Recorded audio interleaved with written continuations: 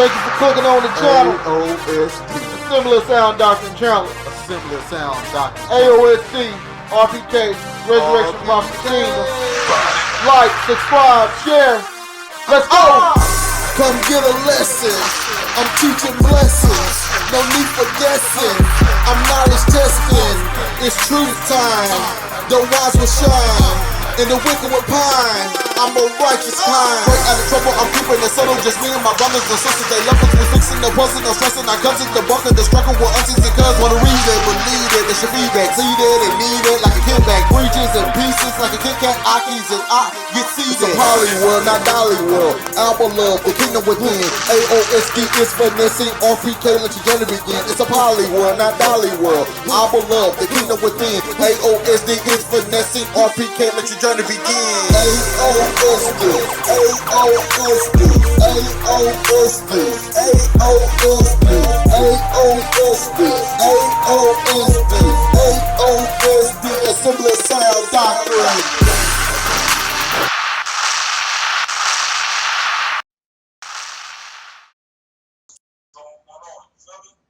Most definitely, because I was for a while when I was studying the scriptures, I was always reading the gospel, and a lot of times a lot of people say you gotta know the gospel, which is true, but you must know the old covenant to even understand the gospel. You know what I'm saying? So, you know what I mean? Because when I started reading Ezekiel, and then it started matching up with the gospel of the bones rising from the grave. You know what I'm saying? I can see why a lot of people don't see that, because you really gotta get into deep concentration and deep study to get the scriptures from the Most High God. You know what I mean? Facts. That is the truth. That is the truth. And what happens is some people, that we all are learning and have learned, that's what it's called, is that sometimes we be westernizing what's going on. You feel me? And modern day without understanding the lingo of that time, the audience of that time. Right. It imply what it would mean to a person today that wrote it literally using the dictionary in the correct way. Right. Forgetting that each culture of each century and each age always had their own way of speaking. Like if I said to you, yo, you see Shorty right there? Yo, yeah. You thinking it's niggas, bro.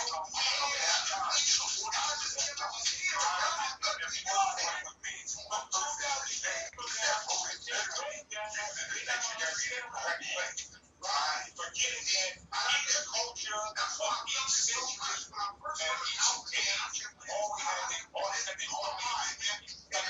Like if I said to you, yo, you see Shorty right there? Yo, yeah. You thinking it's niggas, bro.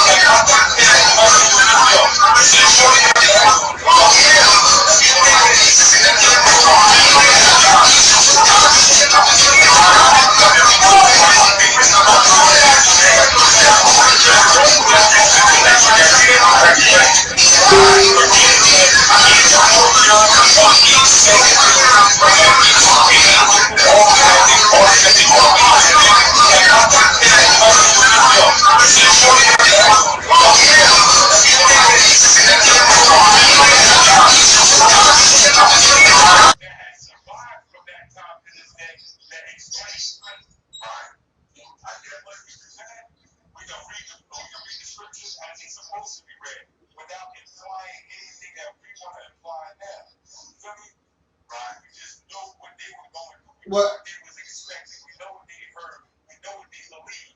All right, gentlemen, ladies and gents, ladies, we gotta start. Then we gotta start. I've been waiting on y'all. Yeah. Now I want y'all to who want to start off the prayer today?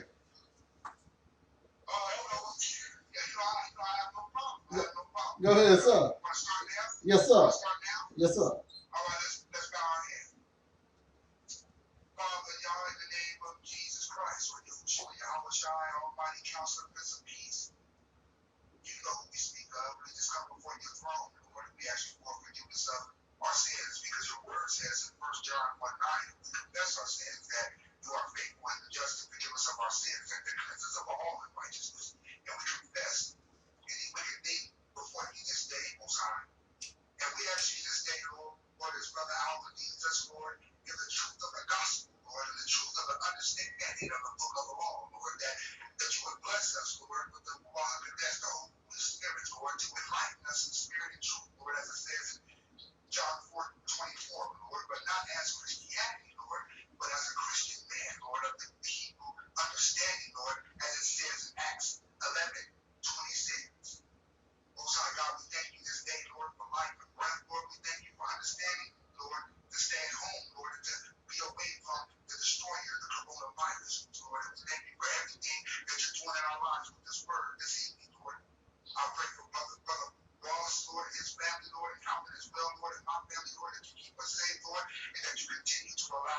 grow in the truth of the gospel. Be with us this night, Lord, and enlighten us with your word and uplift us in your word. In the name of our Jesus Christ, we just thank you. Amen. Amen. Amen. And thank you, Brother Yona, for such a wonderful prayer indeed. And I don't know if y'all saw the message, but Daisy said her sister's mother passed. So if y'all can, keep her in your prayers. Whose mother? Yeah, Daisy said her sister's mother. She lost her mom? Well, I don't know if it's her mom. She said her sister's mother, so I don't know if it's her mother or not. Oh, wow. Okay, we'll definitely keep her in prayer. I'll call her today. Okay, then. And let's see. And I'm trying to set up my other phone for my Facebook because it's acting contrary. But I want to give a just a little disclaimer real fast before we even start the lesson. Tonight the lesson is going to be over the 144,000. So if y'all are interested in knowing about the 144,000, this will be the lesson for you. But that being said, you got to understand the way that some of us look at the Bible. We look at the Bible as more of a lifestyle, more of a cultural style, instead of more of modern day religion. So, if you are trying to get the modern day religion feel off of what we're doing, you're going to be sadly mistaken because we're living the word and not just reading the word. And that's a big totally difference. The way we handle the Bible is not going to be the way that your modern day church handled the Bible per se. We're gonna handle it with grace, but we're gonna handle it like it's actually for us, talking to us about things we need to do and adjust in our life. So you're not gonna like everything that you see. You're not gonna like everything that you hear. But if you open up your mind, you open up your body, your spirit, and see if the Most High can work with you, I promise you'll be able to get some stuff out of this what we're finna bring. So that's a disclaimer that I wanted to put out there for the people that's listening. All right, so are y'all ready? All right. So Miss Quincy, this is going to be pretty much your lesson. Well, this is everybody's lesson, but you asked for it personally. So we're gonna try to break it down now. I hope y'all understand that this is not a short lesson. 144,000 is very impactful. Okay. So now.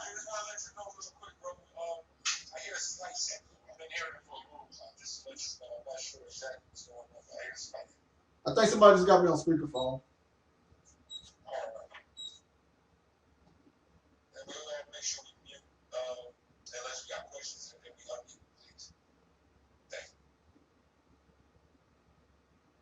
All right, let's see here.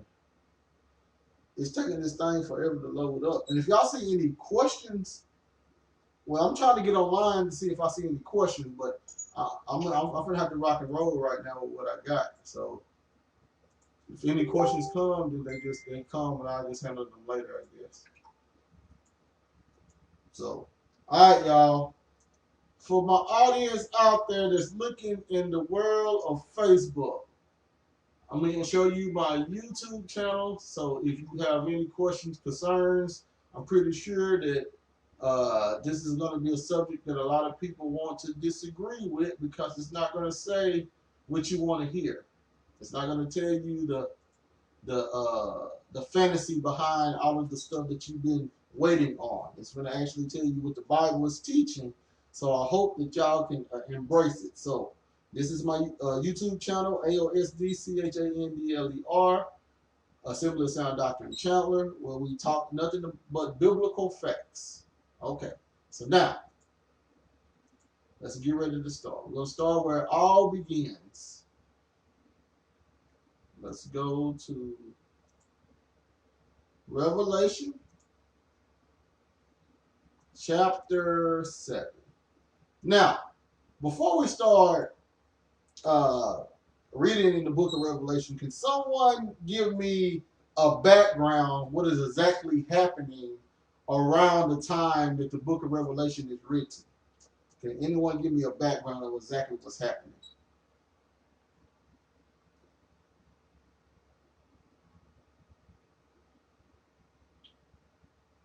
Anybody on the phone? So Revelations is that the time of the Romans? It is the time of the Romans, yes, ma'am. Basically, John the Baptist receiving information, so to speak, for lack of a better way of saying. Well, not John the Baptist. He was beheaded. Say that again. So which John is? They call him John. They call him John the Revelator. It could have been a Yeah. Absolutely. Wasn't it a prophecy, brother? Right. Of what was going to happen. He was receiving information of what was going to happen at the for the bringing in of the new covenant, the ending of the old. 100%. So what was going on with the church though? So this is very important. You had people in the church, if I'm not mistaken, you had people in the church, and then at times some were they were being gathered and collected in the belief of what Christ was bringing forth at that time and things of that nature, and then and getting ready, getting prepared for everything that he spoke about because they wanted to enter into that person. What about idolatry? Do they have some idolatry going on? Right, but not for the, and not for the. I mean, for the most part, for the church people, because he was addressing all the things that was going on in each church. But this was a time period in which there was a lot of martyrdom done in the church. So we got to understand what's going. The setting is the church is being martyred. No matter where they was located at, they was either getting destroyed by the Romans or the Jews.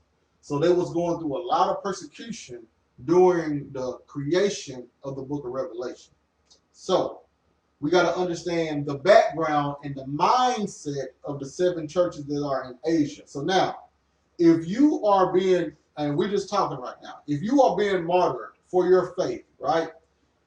You're being killed, you're being thrown in prison just because you believe that this person is the Son of the Most High, and nothing has stopped.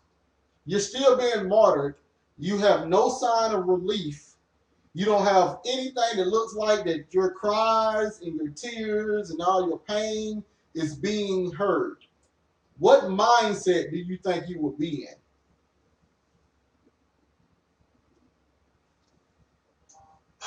Sad, scared, or angry. Right? Anybody else? I would have a mindset of unbelief, just sorrow. Hey, you want to say anything, Yona?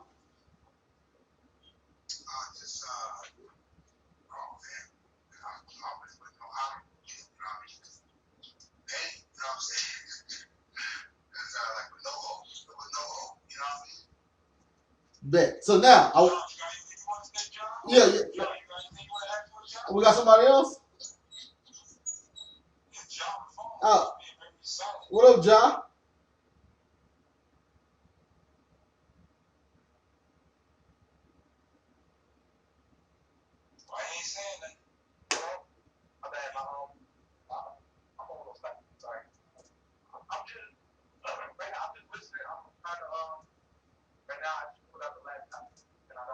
So I'm waiting for what I'm about to do. I'm just listening right now. But I'm here. What are the questions? All right, well, the question was, if you was being, let's say that you and everybody you know was being martyred for the faith of Christ, and nothing good was coming out of it. You don't have, it looks like no one, it looks like the Father is not listening to you. There's really no more miracles going on. It seems like that the church is just being persecuted for no reason, and etc. And it's easier for you to walk away instead of going through the persecution. And you're praying and praying and praying, but nothing is changing. What kind of mood would that put you in?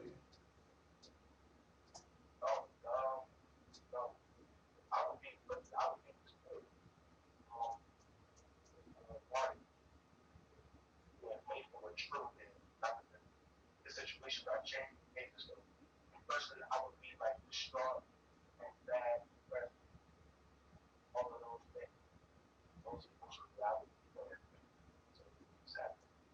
All right, but so we're all in the mindset right now of the ancient church, because this is exactly what they was feeling, and this is exactly what they was going through. But the letter of Revelation was in response to them feeling that way.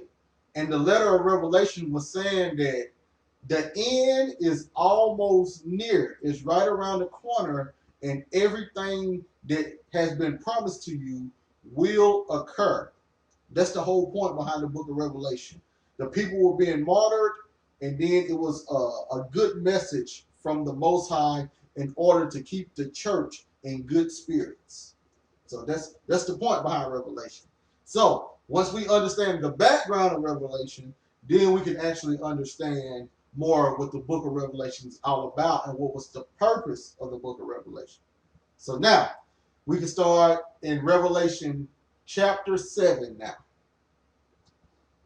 So if you read Revelation 1, you should know that this was something written to the 7 churches about things that was going to shortly come to pass, and the revelation was about Christ, the Messiah himself.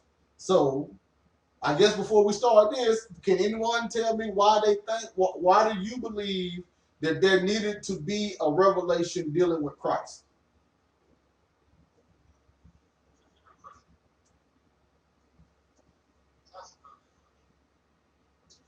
Well, I guess people was like what we're saying, in doubt at the time. They needed encouragement. They needed reassurance.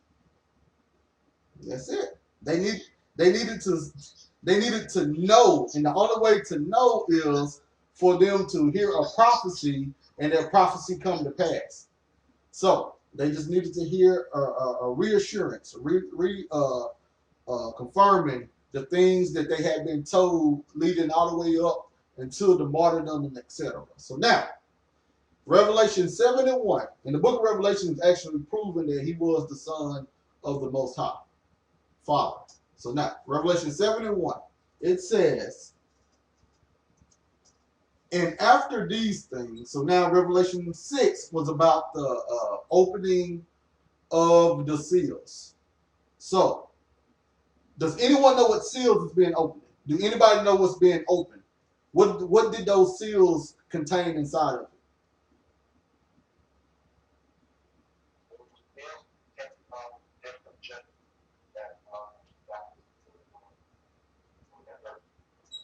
Correct. But what was the point of the document? What did the document represent all as a whole? And think about the ancient East when they used to seal things up. Why did they seal things up in the ancient East? And, because it was old, covenant. Right, it was. That's exactly what it was. It was in scroll form. So they used to put their seals on the scrolls. So what he was doing was he was opening the scroll, which was a covenant. And which covenant would it have been? Not in the book of Revelation. He's opening up a covenant.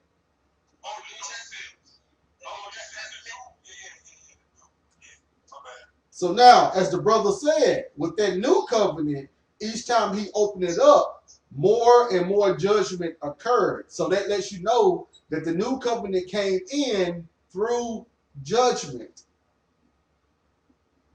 Once again, the new covenant came in through judgment. So he was breaking up, he was cracking open each seal. It only had 7. He was cracking up each seal. And each time he opened up a seal, something else happened in that region of the land of Canaan. Something else happened in that region in order for the new covenant to come in. And this is why Christ made the prophecy that his second return was going to be around the destruction of Jerusalem. Because with the destruction of Jerusalem, that's when the Roman army came in and destroyed everything. So just like the war came in and did away with the temple, the war came in and it brought forth the new covenant. But we're good now. So that's the background. So Revelation chapter 6 is him opening 6 of the seals. There's only one seal left in order for the new covenant to come in. So now, Revelation 7:1, it says, and after these things, which was the 6 seals before that was opened, after these things I saw 4 angels standing on the 4 corners of the earth, holding the 4 winds of the earth, that the wind should not blow on the earth, nor on the sea, nor on any tree. So now, what are these angels doing?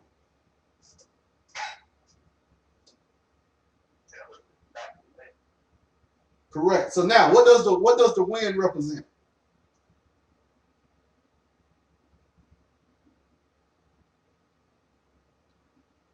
We're good. Nobody knows, so we finna go into it.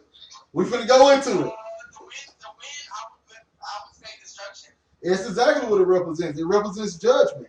And do y'all know now? John, he wasn't saying anything new. So everything John said could pretty much be found in the Torah or the Tanakh or through Christ. So he wasn't saying anything new.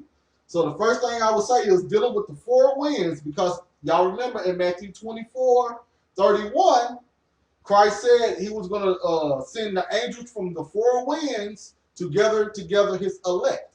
And now the sister, I should already let you know that the 4 winds represent destruction or the judgment. So now, the first place we should go will be Jeremiah 49. So Revelation 7:1, you can make a note beside it. Jeremiah 49, and we're going to read verses 34 through 37.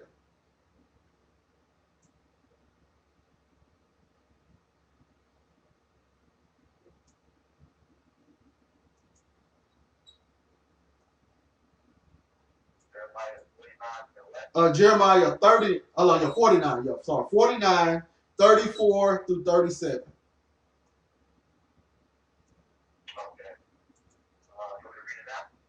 Well, I can read it, unless you want to read it. Do you want to read it? All right, go ahead. Excuse me, wait a minute. Brother Elvin, can you tell me what that scripture in Matthew was, 24 what? Oh, we're gonna go there. We're gonna go there. Okay. All right. Jeremiah chapter 49, 34, right? Yes, sir. It reads, the word of the Lord that came to Jeremiah the prophet against Elam, the beginning of the reign of Zedekiah, king of Judah, saying, thus saith the Lord of hosts, behold, I will break the yoke of Elam, chief of their might. Okay, so right there. Stop right there. So right there we see that this is a judgment against Elam, right? Okay, all right, so keep going. And upon Elam will I bring the 4 winds from the 4 corners of heaven. I will scatter them to all those winds, and there shall be no nation, whether the outcast of Elam shall not come. I will cause Elam to be dismayed before their enemies and before them that seek their life. And I will bring evil upon them, even my fierce anger stands before them, and I will send the sword after them till I have destroyed them. Okay, so now, what did the 4 winds do?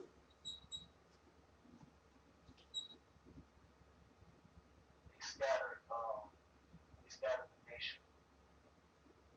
Well, they scattered, exactly who was he going against? Right. So now, what did he use? How did he scatter them? It was the last part of their verse 37. What did he send after them? So there you have it. He sent with fierce anger, and I will send the sword after them till I have consumed them. So we understand that this is a army that's coming to do this. Wow. So you see, he said 4 winds. Hey, it's all gonna make sense when we done. Oh my God. Read that again, Doc. Can you read that again, Doc? Yeah, from that verse for the beginning. Yeah, I need to hear that one more time, brother, please. The word of the Lord that came to Jeremiah the prophet in the beginning of the land of Zedekiah, king of Judah, says, thus saith the Lord, behold, I will break the bow of evil, the chief of their fight, and upon evil will I bring the full wind, four corners of it, and I will scatter them to the wall of those places, and they shall be shut.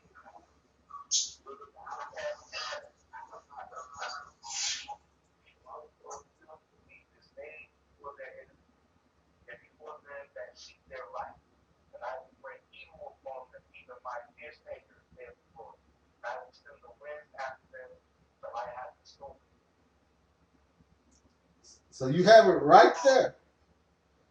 There, was you, huh? Say it again.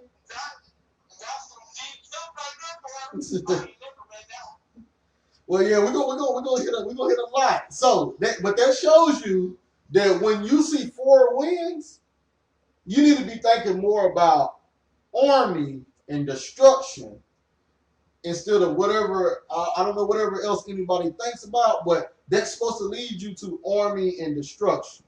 But we're not going to stop right there because there's another place we're going to go to. Let's go to Zechariah chapter 6.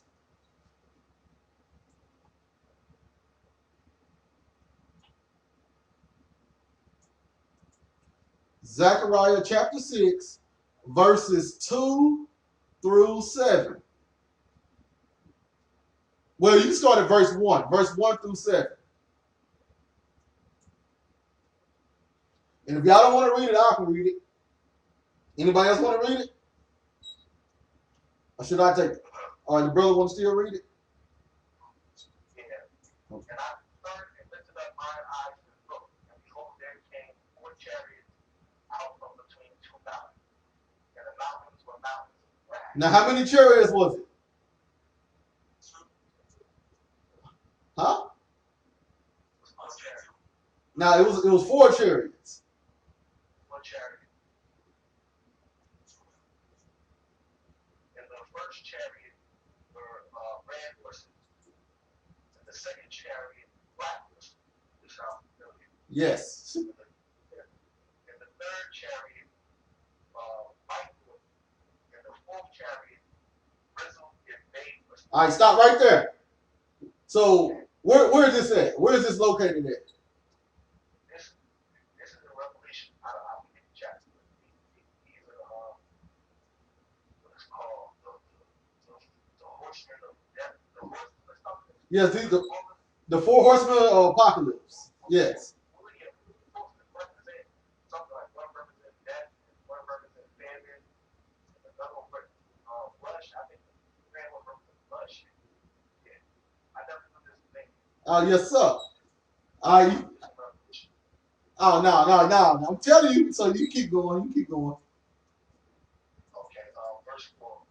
Then I answered and said unto the angel that told me, what are these, my Lord? And the angel answered and said unto me, these are the 4 spirits of the heavens, which both look, which standing before the Lord of all earth. Now, the word spirits right there. If you look up the word spirit and you look up the word wind, it's the same exact Hebrew word. But for some reason, they translated one of them winds and they translated the other one spirit. I don't know why they did that. This is what the translators did. But these are the same 4 winds that has been spoken of in Jeremiah, and these will be the same 4 winds that were spoken of in the New Testament. But you keep going, my brother. Black horses are bearing both. Black horses, which are bearing forth into the north country, and the white was Africa.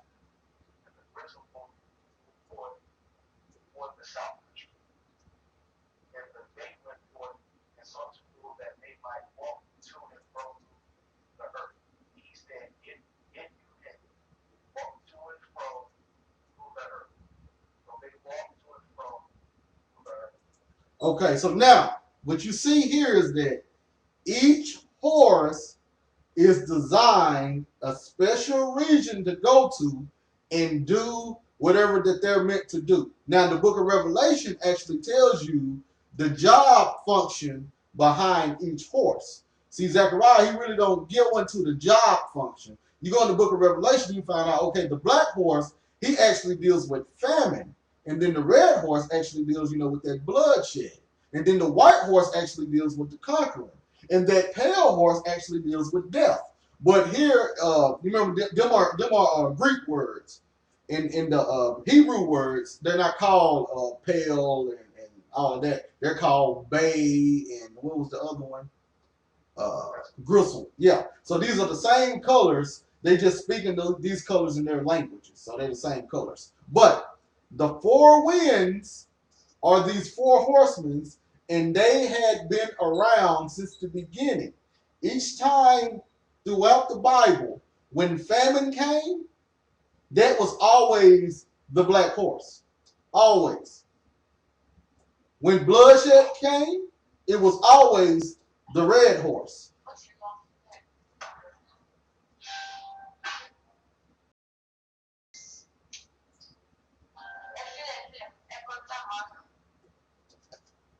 Hey, Timmy, mute your phone.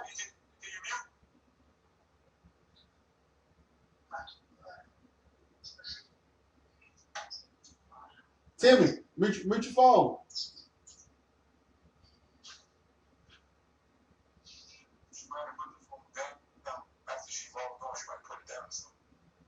Yeah, she be having bad signals. But now, does anyone have any questions about the horsemen now?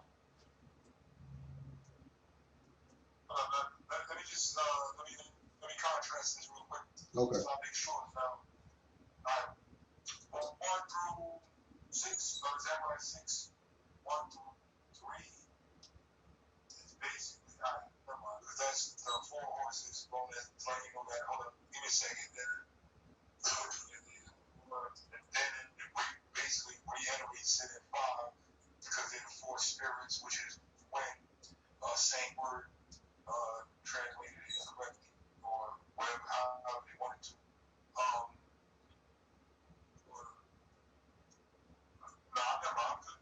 All right, so when I'm sorry, I wasted time. No, you good. So when we see four winds, we need to be thinking about four horsemen. So now, let's go to Matthew 24:31. Matthew 24:31. Now Matthew 24 is about the destruction of Jerusalem. And listen how Christ used the same understanding. Wait, before you start, brother, on that chapter, you said every time we read about the four winds, that's considering the four horses. Yes, we need to be thinking about the four horses. Okay, and sometimes four spirits too. We gotta look up the word to make sure it's the same word to ensure that, because sometimes the spirit is wind again and wind is spirit. It's the same word a lot of the times in the Bible, but we just want to double check to make sure you translate it correctly. Right. Okay. And understand when it says the four corners of heaven or the four corners of the world, it's not talking about of the whole globe. It's talking about their region that they're in, that region they're dealing with. It's talking about those four corners, not the whole entire globe. Trust me, he's not worrying about what's going on in Antarctica when he's dealing with Jerusalem. It's just not happening.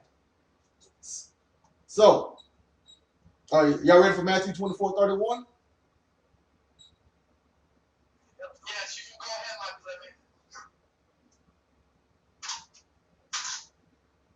beloved. I'll take this one. And then, oh, you got it?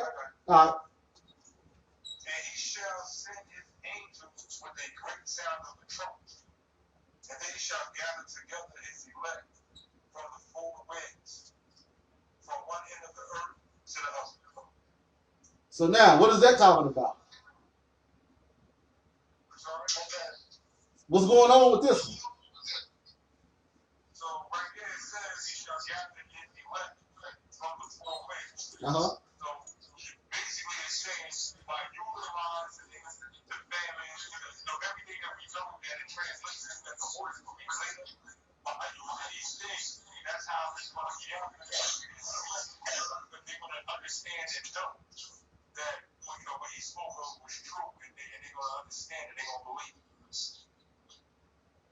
That's it, 100%. And you see that it says he's going to gather together his elect from the four winds, right?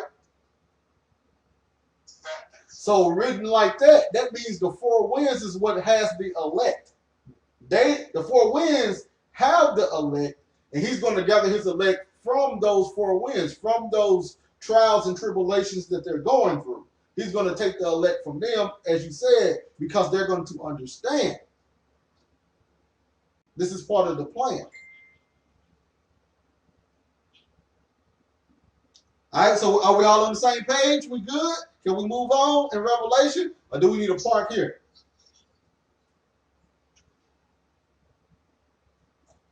Everybody good? You following? Go ahead. Yes, we're talking. We're just listening. That's some good stuff going. All right, so now let's read Revelation 7, 2 through 4.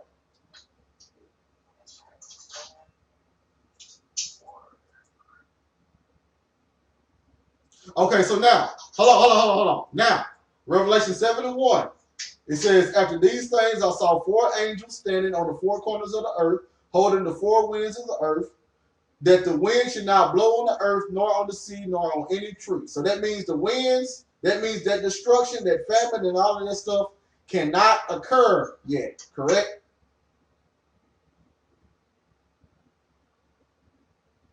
You're saying that it didn't occur yet? No, it could not occur yet. According to verse 1, they was waiting on something.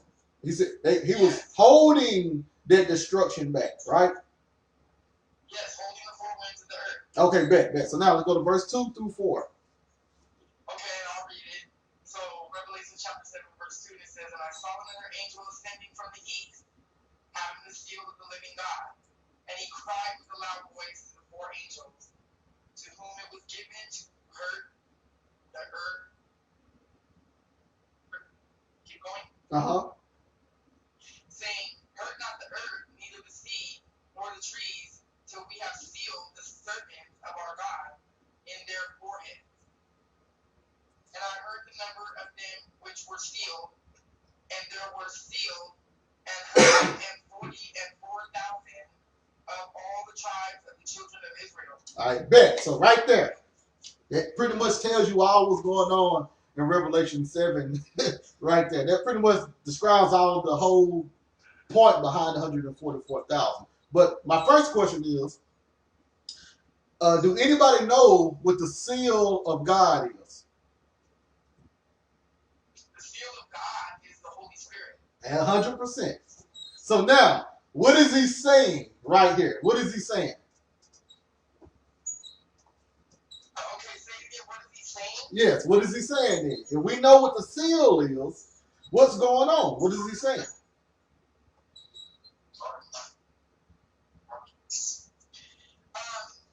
What's going on is that these are his children. These are his children. All right, think about the seal though. You said you know the seal is the Holy Spirit. Okay. Yeah, the seal is the servant. Okay, we have seal. It's the servants of God. It sounds like he's holding back the land until the 144,000 was healed. That's how. But what does the seal say in the form where you're using what the seal is? Oh, okay, I see what it is. So basically it's saying, go ahead, brother. No, but still trying to get it in my head.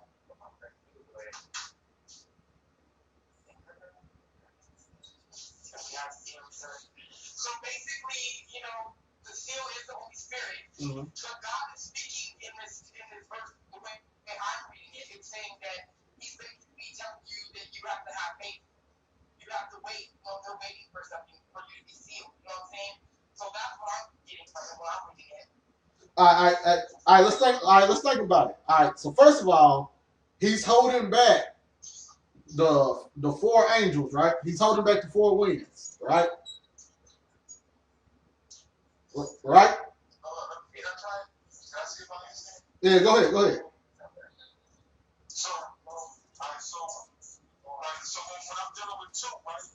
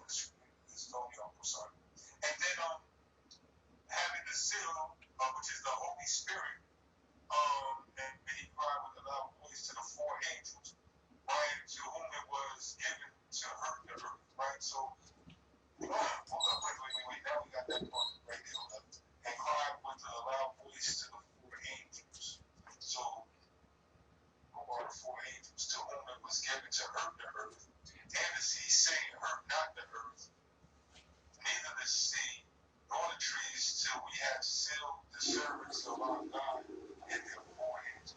So basically, that's letting them know that, right? So the foreheads represent mind, and mind really represent heart, right? So believing into their hearts, right? So the churches, or a church in particular, a group of people that receive the Holy Spirit, we're not going to let these famines go until we know that they already believe in the Hamashiach, the King of Kings. I want to put it the boss of all bosses, as I call him. Amen. And I heard that the number of them which were sealed, the Holy Spirit, were 144,000 of the tribes of Israel. So out of all the tribes of Israel, 144,000 of them received the Holy Spirit via these churches in Asia Minor. Am I right? Sort of, kind of. You got some good, some off. So, all right. So, what's going on? And sometimes y'all, don't have a tendency to make it too hard, because what's going on is he was just saying that the destruction could not come until after the Holy Spirit arrived. The new covenant sort of, kind of. You got some good, some off. So, all right. So, what's going on? But you went to the church. And Asia Minor, and all this. And sometimes y'all, don't have a tendency to make it.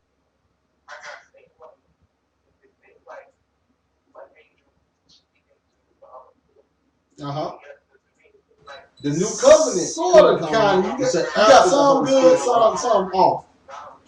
So, all right. So, what's going on? But you went to the church. And Asia Minor, and all this. And sometimes y'all, don't have a tendency to make it.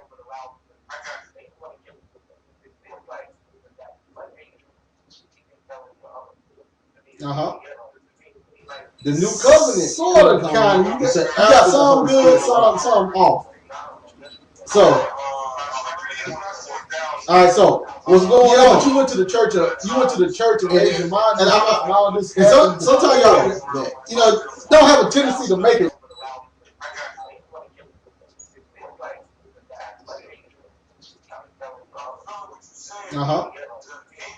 The new covenant sort of, kind of. You got some good, some off. So, all right. So, what's going on? But you went to the church. And Asia Minor, and all this. And sometimes y'all, don't have a tendency to make it.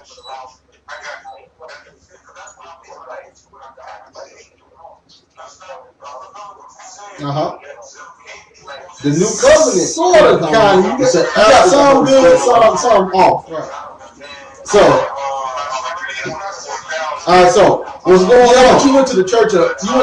And Asia Minor, and all this. And sometimes y'all, don't have a tendency to make it. The Holy Spirit was actually a promised gift from the Most High in this pretty much the new covenant sort of, kind of. You got some good, some off. The northern kingdom. So, all right. So, what's going on? But you went to the church. And Asia Minor, and all this. And sometimes y'all, don't have a tendency to make it. So now it's saying, don't forget, a promise up the gift from the Most High. So, pretty much the new covenant sort of, kind of. You got some good, some off. The northern kingdom. So, all right. So, what's going on? But you went to the church. And Asia Minor, and all this. And sometimes y'all, don't have a tendency to make it. So now it's saying, don't forget, a promise up the gift from the Most High. So, the new covenant sort of, kind of. You got some good, some off. The northern kingdom. So, Alright, so what's going on? You went to the church and all this stuff. Sometimes don't have a tendency to make it. So now, the gift from the Most High. All right, good. We're good. Sorry, y'all. I had some little echo in the back. So now, y'all wanna continue on a little bit. The point was that the Holy Spirit controlled everything. So before the destruction could happen, they had to go through the process of receiving the Holy Spirit, and we know that process started in the book of Acts at Pentecost. So it started at Pentecost, and then it went further and further when the conversion of Cornelius, and it kept going further and further as everywhere they went, they baptized and they preached the gospel, and then more and more people start receiving the Holy Spirit. So that's that whole process right there of what was going on. So let's look at Ezekiel 9.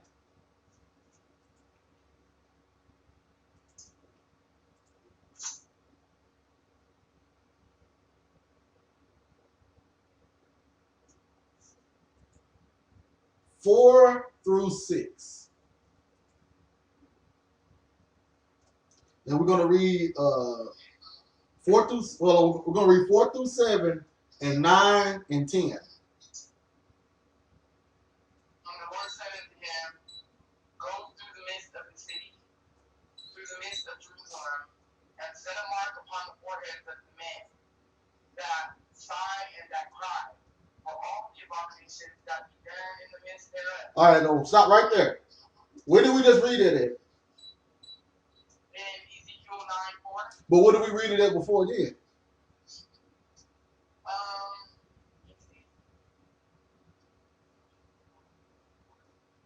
Revelation. So they're talking about the same thing. One of them was a mark in the forehead dealing with the seal, and this is a mark in the forehead. And just listen to what happens in the book of Ezekiel dealing with the mark. All right, and I'm not gonna stop you. And to the others he said in mine hearing, Go ye after him through the city and smite. Let not your eyes spare, neither have ye pity. Slay utterly old and young, both maids and little children and women, but come not near any man upon whom is the mark. And begin at my sanctuary. Then they began at the ancient men which were before the house. Okay, oh my God. And read the next verse. And he said unto them, Defile the house and fill the courts with the slain. Go ye forth, and they went forth and slew in the city. And it came out. Hold on. Okay. Now go to verse 9 and 10. Then said he unto me, The iniquity of the house of Israel and Judah is exceeding great. And I mean exceedingly great. Exceeding great. How can you tell me exceedingly great? And the land is full of blood, and the city full of perverseness. For they say, The Lord hath forsaken the earth, and the Lord seeth not. And as for me also, mine eyes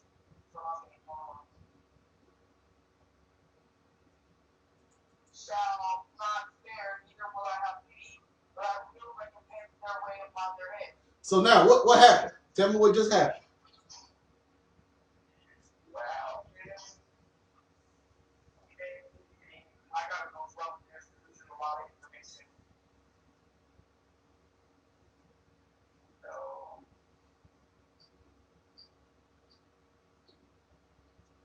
So basically, the Lord told them to go and kill these people. But which people? The people that wasn't born. The people that didn't have the mark in their forehead. Right.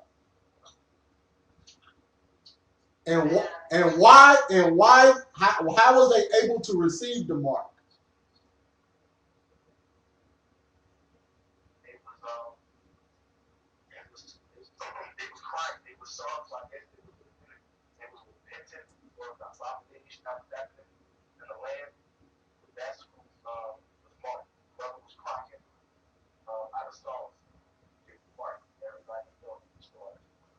So now, take that to the book of Revelation and tell me what's happening. Take it to the book of Revelation now and tell me what's happening. That same understanding. Just tell me what's happening now in the book of Revelation.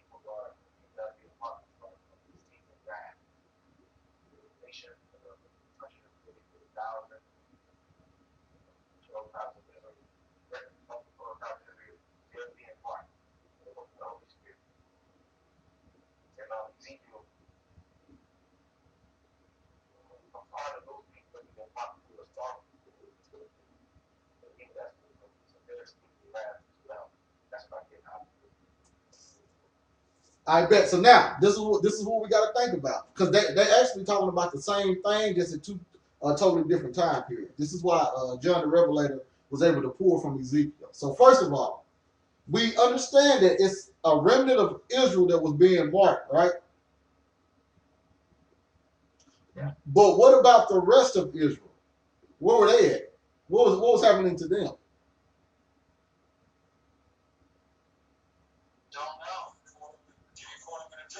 That's it. Yeah, because we do know. Yes, man, we know. We know. What was happening with the boss? Why?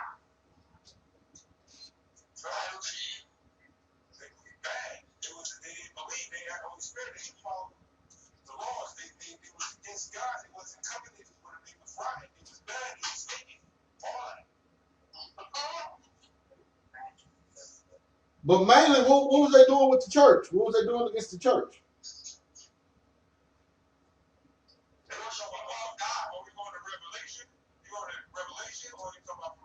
It was the same action going on in both of them. So here it is, very point blank, they wasn't trying to follow the Holy Spirit. They was carnal. They wasn't spiritual. Go back to Ezekiel 9. Ezekiel 9 and 9. They were sinning.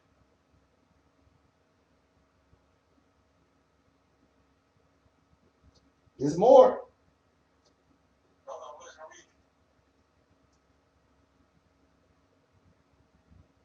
Ezekiel 9 and 9. Yeah, 9 and 9, right? Yes, sir. Yeah, that's why I'm reading this. Right, so that's why I say the sin, the iniquity. So we know that's sin of Israel and Judah is exceeding great. So they always sinning. And the land is full of blood. And the city full of perverseness. So they're doing killing. Like they showed they was killing. The land full of blood. The city full of perverseness. Lying and cheating and all that stuff. For they say the Lord hath forsaken the earth, and the Lord seeth not. Oh, see, they know they can get over on the Lord. They crazy. They don't be seeing they know what they be doing. They be trying anyway.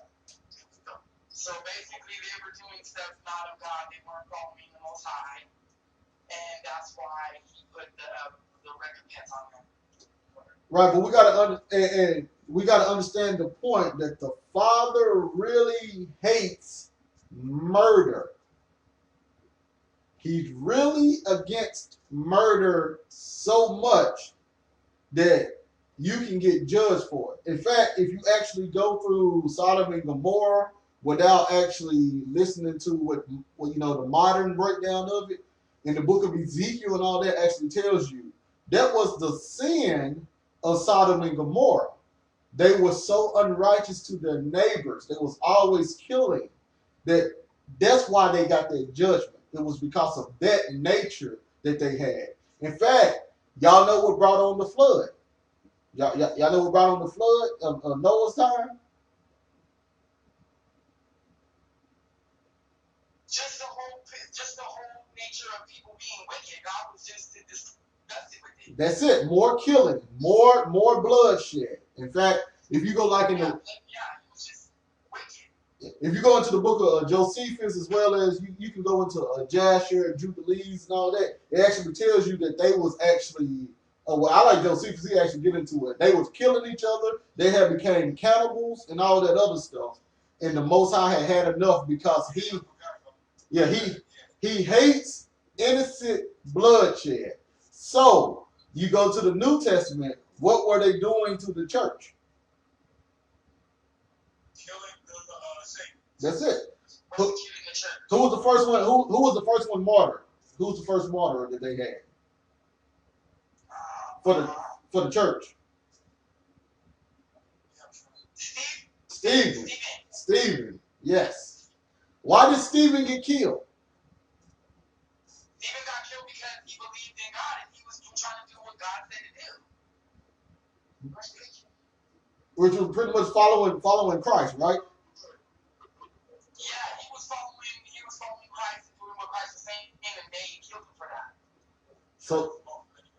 So now we see that, and do y'all? And now, who killed Stephen? Was it Israel? Was it Israel stock, or was it the Romans?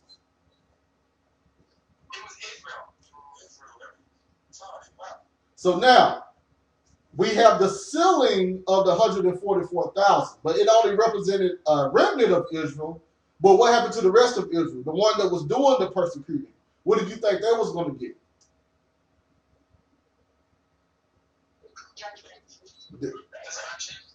That's it, judgment. So now, what represented judgment in the book of Revelation? Revelation 7, what represented judgment?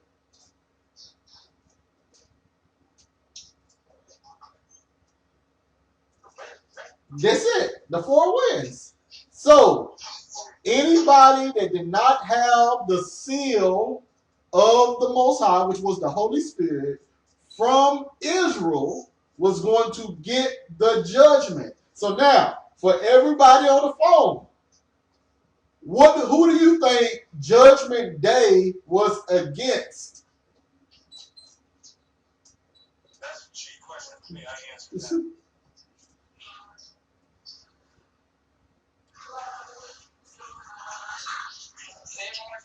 Who was Judgment Day against? Who needed to be judged?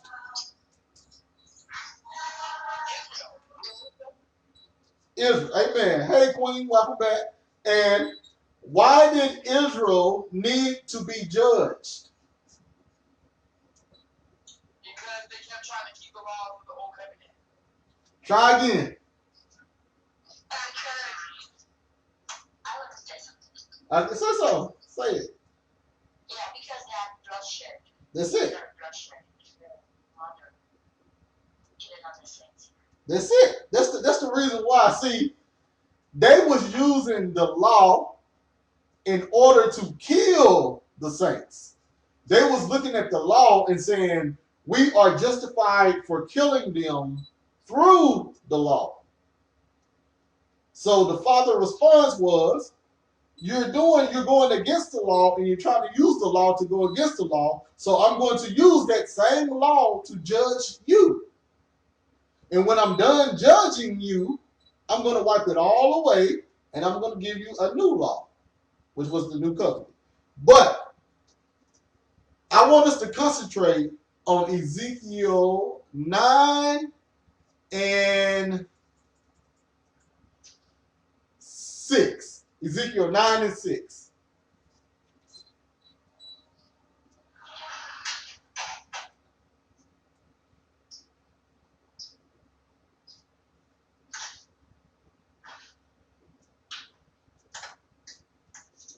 This is going to show y'all how the Most High thinks. This shows you the mindset a little bit, because we can't know his mind, but it shows you a little bit how he thinks and how he does things.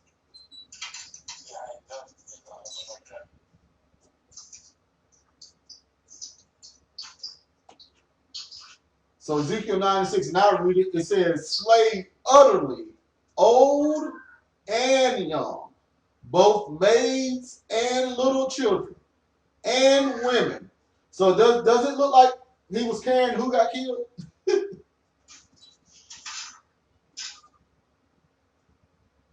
Huh? Right. Right. Anybody can get it. But look, this is what he says. But come not near any man upon whom is the mark. And begin at where are they supposed to begin at? Temple. Why at the temple?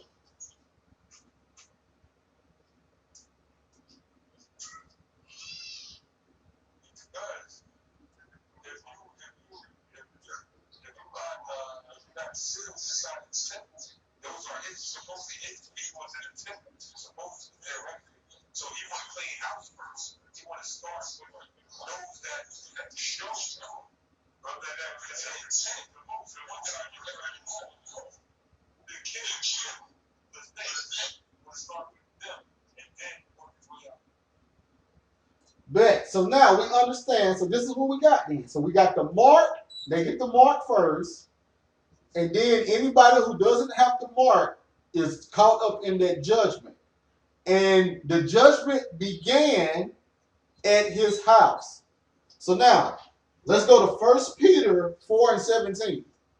1 Peter 4:17.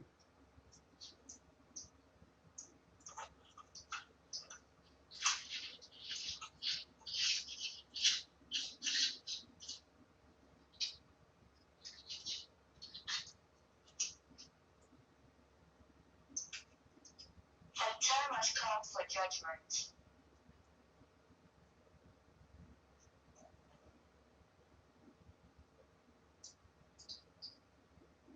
Hello? Yeah. Go ahead. And the time has come for judgment to begin at the house of God. And if it begins with us first, what will be the end of those who do not obey the gospel of God?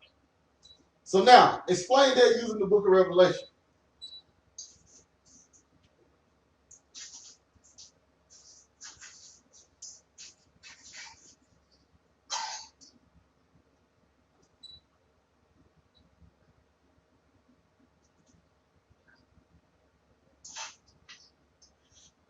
Anybody?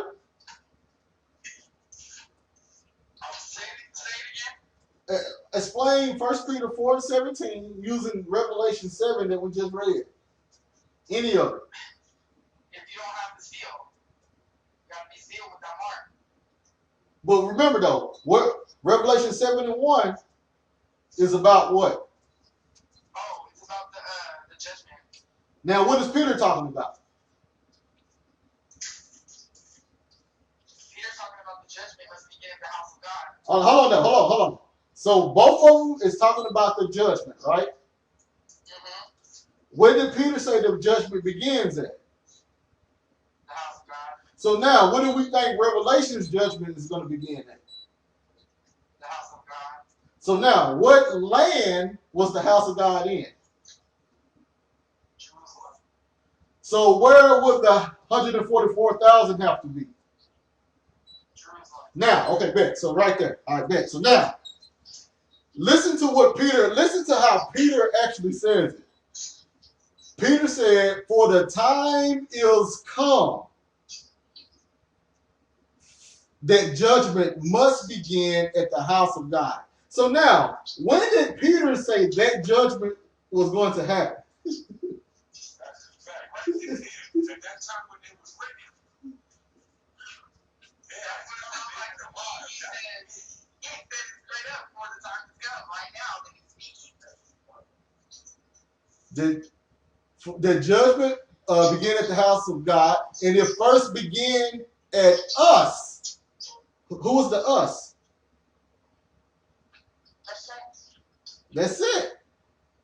What shall the end of them that obey not the gospel of God? So now, the people who obeyed the gospel of God, they were the 144,000. We understand that? Yes.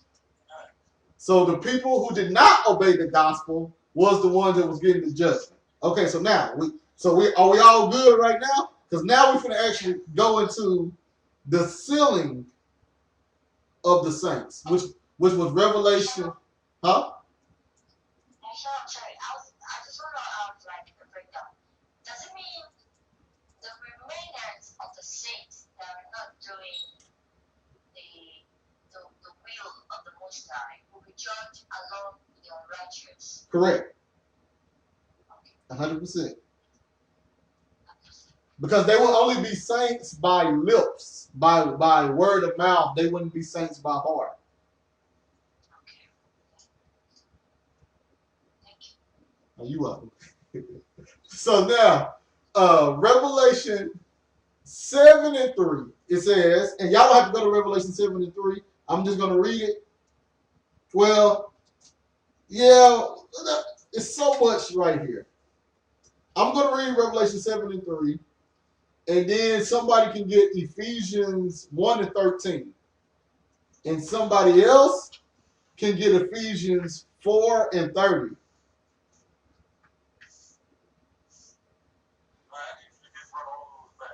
All right. Yeah, I need somebody to get Ephesians 1 and 13, and someone else to get Ephesians 4 and 30. All right, I'm gonna read Revelation 7 and 3. It says, saying, hurt not the earth, neither the sea, nor the trees, till we have sealed the servants of our God in their foreheads. So now, Ephesians 1:13. Anybody?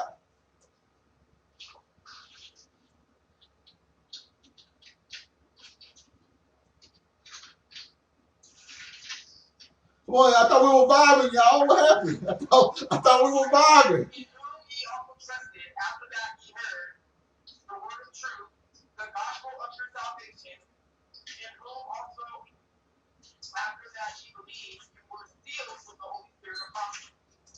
So now they had been sealed with the Holy Spirit, right? Yeah. And it was a promise, right? Yes. Okay, so now they was promised the Holy Spirit and they were sealed. This in first century, correct? Correct. Okay, so now Ephesians 4:30. For we are members of his body, of his flesh, and of his bones. No. Ephesians 4:30. Uh-huh. I'm sorry, my bad. And grieve not the Holy Spirit of God, whereby ye are sealed unto the day of redemption. So now they were sealed once again with the Holy Spirit in the first century, right?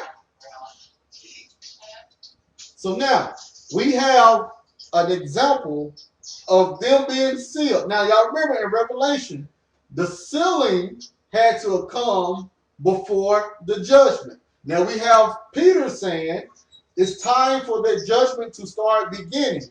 So now we have Paul saying that these people are being sealed with the Holy Spirit. So now, somebody give me 1 Corinthians 1, 19 through 22. 1 Corinthians 1, 19 through 22. And somebody else get 2 Timothy. I repeated it twice.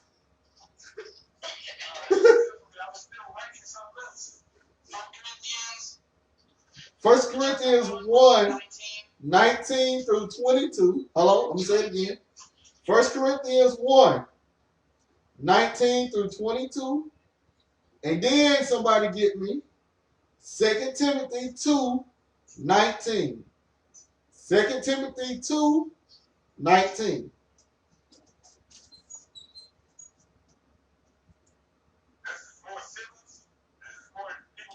Yes, sir. We're still on Revelation 7 and 3. Yes, sir.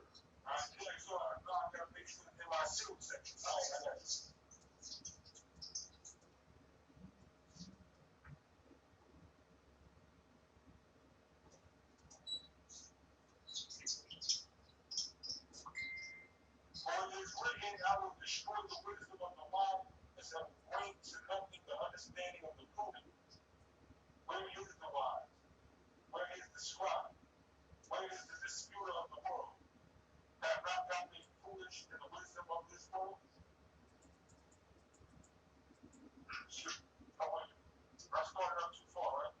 You got to go through verse 22.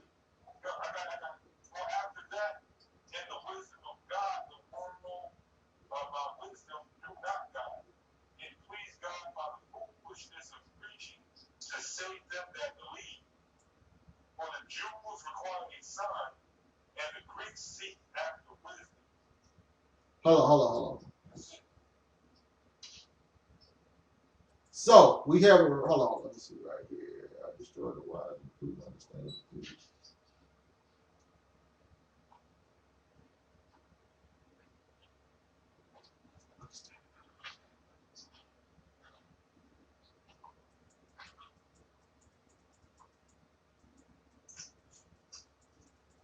I might have wrote down the wrong one. If I did, oh well. But that right there is actually showing that the wisdom. Oh yeah, what was the wisdom of God? That's probably why I did it. What was the wisdom of God?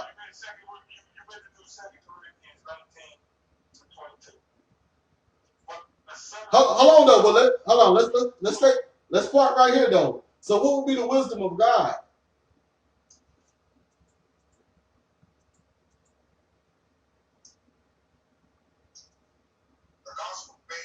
That's it. Which would have been straight through the Holy Spirit, right?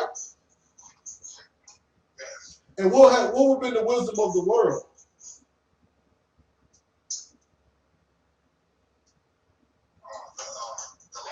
That's it. So now, explain to me what he was saying.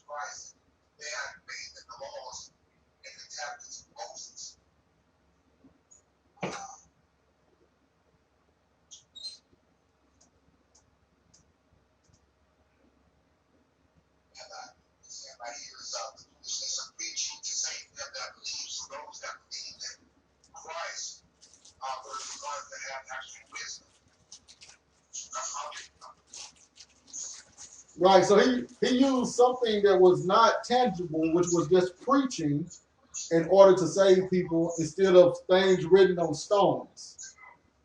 So, sorry, boss, I didn't want to segue from that since I already pulled from it. But that's all I want to go with that, just to throw that extra wisdom in there, that extra understanding, and the wisdom of God would have been right there with the gospel and the Holy Spirit. So now, boss, you got that 2 Corinthians?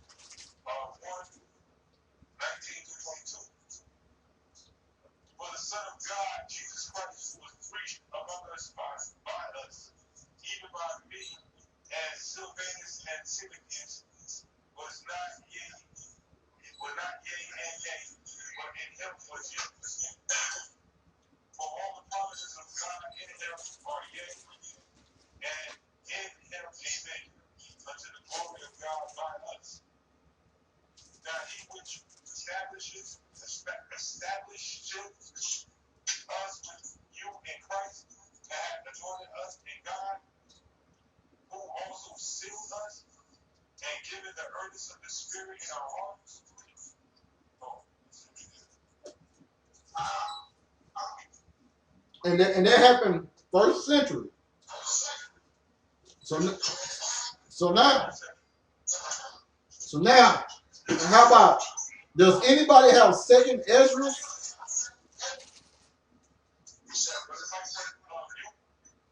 Does anybody have second Ezra?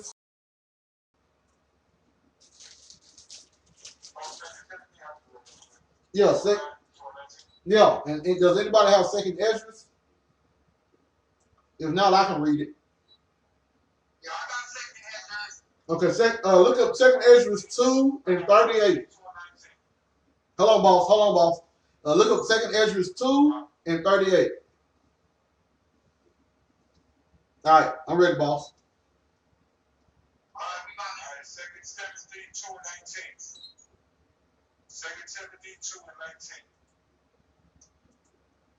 Nevertheless, the foundation of God standeth sure, having this seal. The Lord knoweth them that are his, and let everyone that nameth the name of Christ depart from iniquity. So that's another one, first century, that they already had the seal, right? Yep.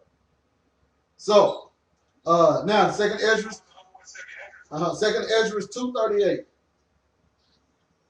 Ezra chapter 2, verse 38. Arise up and stand. Behold, the number of those that be sealed in the feast of the Lord. So now, does it say feast with an S or feast one singular? One. So what feast is that talking about? Feast of the Lord. Yeah, which feast? That would be the Passover. That would be Not Passover. Not Passover. the Feast of Tabernacles. Not Tabernacle. What feast did the Holy Spirit come? Oh, Pentecost. Yeah. No. Feast of Pentecost. Yes, sir. Feast of Pentecost. So now, second Ezra even let you know that sealing began at Pentecost. Yes. So, the question will be, have they not reached enough sealing yet? 2,000 years? But, everybody there? So you said that's speaking at 2,000 years right there? No. I was just being, I was just asking a sarcastic question, like, yeah, like, are we trying to steal it for the 144,000 being sealed today when there's so many scriptures out there that shows you that the sealing was actually first century? But that might not be enough. So let's go to Revelation 14 real fast. Revelation 14, 1 through 4.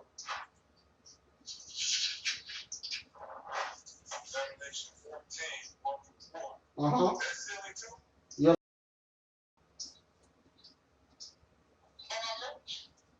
Revelation 14, what is it again? 1 through 4. Verses 1 to 4. Then I looked, and behold, a lamb standing on Mount Zion, and with him 144,000, having his father's name written on their foreheads. And I heard a voice from heaven, like the voice of many waters, and like the voice of loud thunder. And I heard the sound of harpists playing their harps. And they sang as it were a new song before the throne, before the four living creatures and the elders. And no one could learn that song except the 144,000 who were redeemed from the earth. These are the ones who were not defiled with women, but they are virgins. These are the ones who follow the Lamb wherever it goes.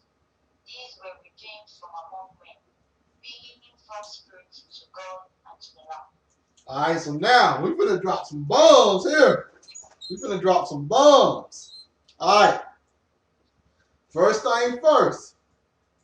We all know that the sealing was the first century when they received the Holy Spirit. But now, we want to look at verse number 3.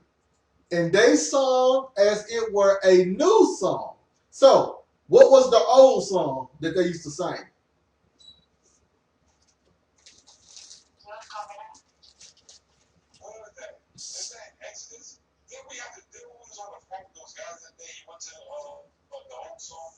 Yes, but what is it called? It's like it's in Deuteronomy. Deuteronomy 30, 32. That's it, the Song of Moses. Song of Moses. So now, the old song was the Song of Moses. So why were they singing a new song?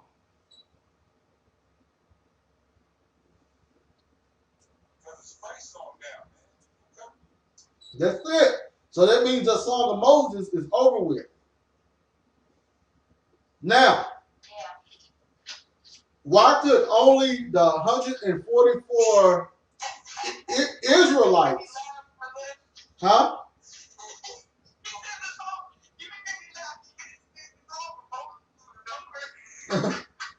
It was.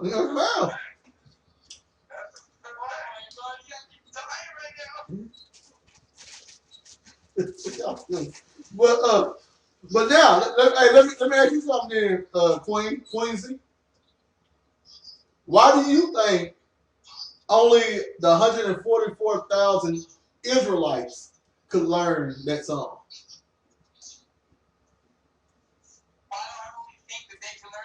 Yeah, why could only the 144,000 Israelites learn that song?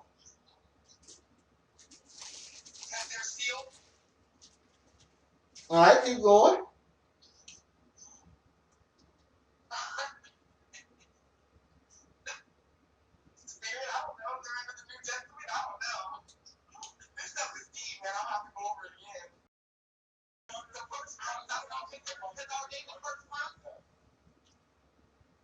Yeah, it says, look, it says no man could learn the song but the 144,000.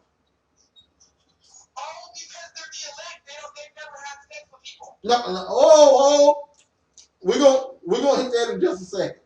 We're gonna hit that in just a second. Yeah, we're gonna hit that one in just a second. Yeah.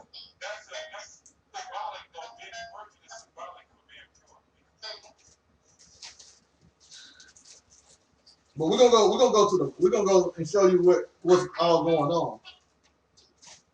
Go ahead.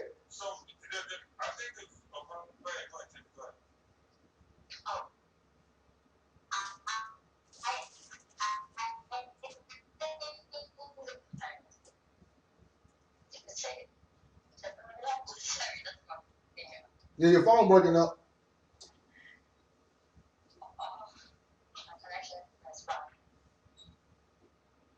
Say it one more time then. Do it one more time. Yeah, I said because they're being with the love. So the next and that's all true. And remember, they have been redeemed from the earth. So where's everybody else? Where everybody else at?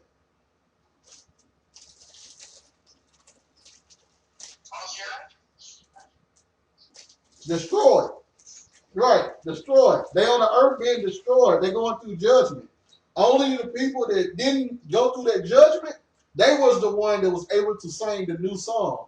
Could nobody else learn the song because they wasn't around. They was already in destruction. Yeah, it makes sense? Hello? It makes sense. Yes, it makes sense. Okay, all right. So now, there was 144,000 which were redeemed from the earth. So now, these are they which were not defiled with women, for they are virgins. Okay. So I want us to look at, let's see here. Can somebody pull up 1 Samuel 21, verses 4 through 5.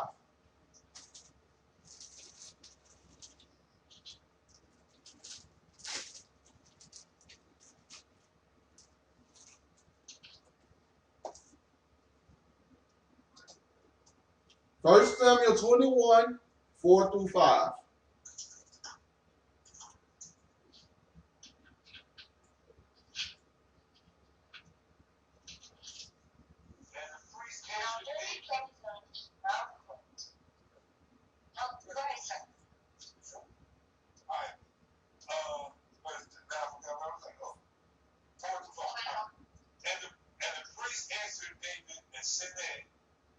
There is no common bread under mine hand, but there is hollow bread. If the young men have kept themselves at least from women, and in the scripture, if the young men have kept themselves at least from women, and David answered the priest and said unto him, of a truth, women have been kept from us about these 3 days since I came out, and the vessels of the young men are holy, and the bread is in a manner common, yea, though it were sanctified the day in the vessel.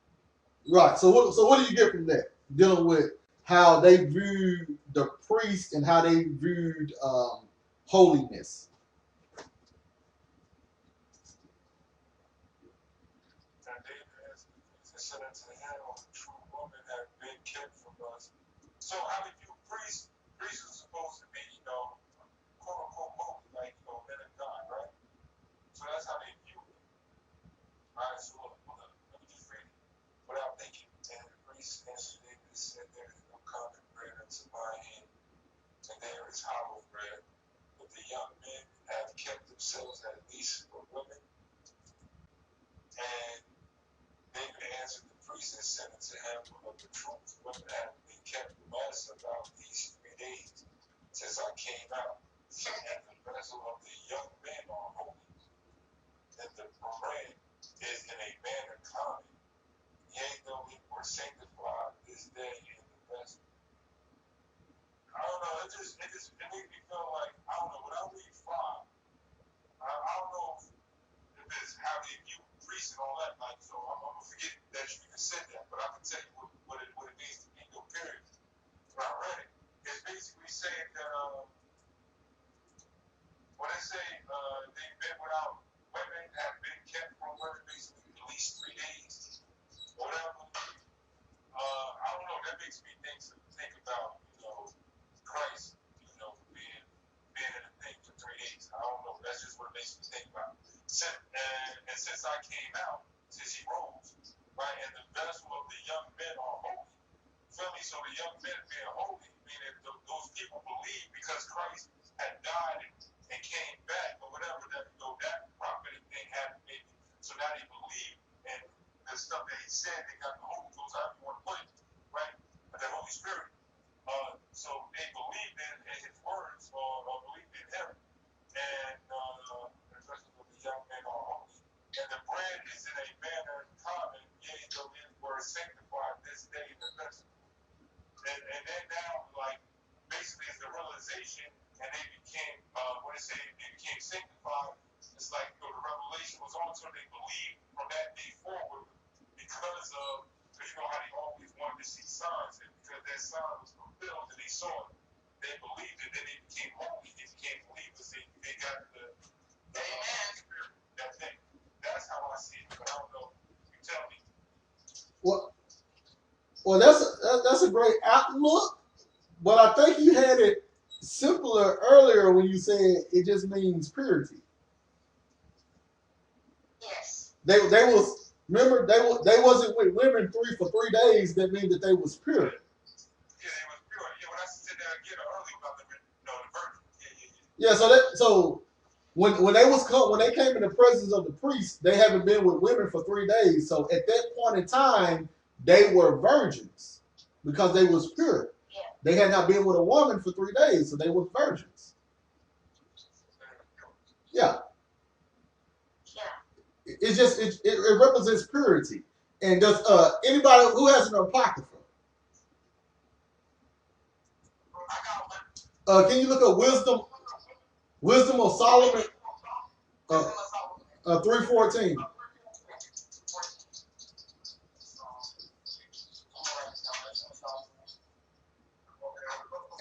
And hold on. And can somebody give me Isaiah 56:4? Isaiah 56:4. Isaiah 56:4.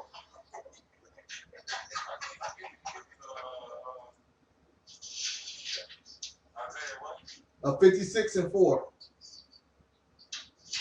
And Wisdom of Solomon was what? I think 3:14. I think. 56? Yeah, and 4. Now, can I get wisdom? Give me Wisdom of Solomon first. The book of Wisdom of Solomon, chapter 3, verse 14.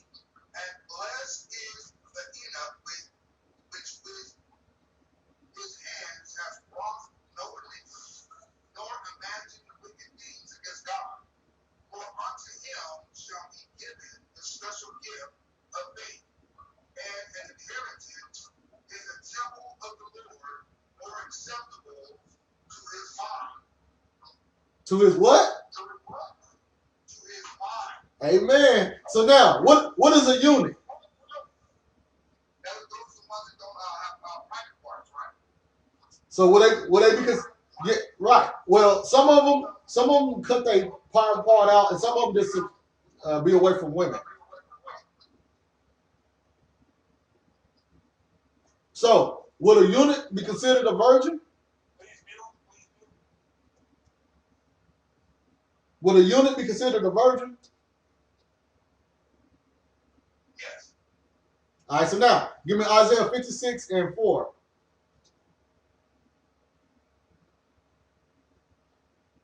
Isaiah 56:4 and 5.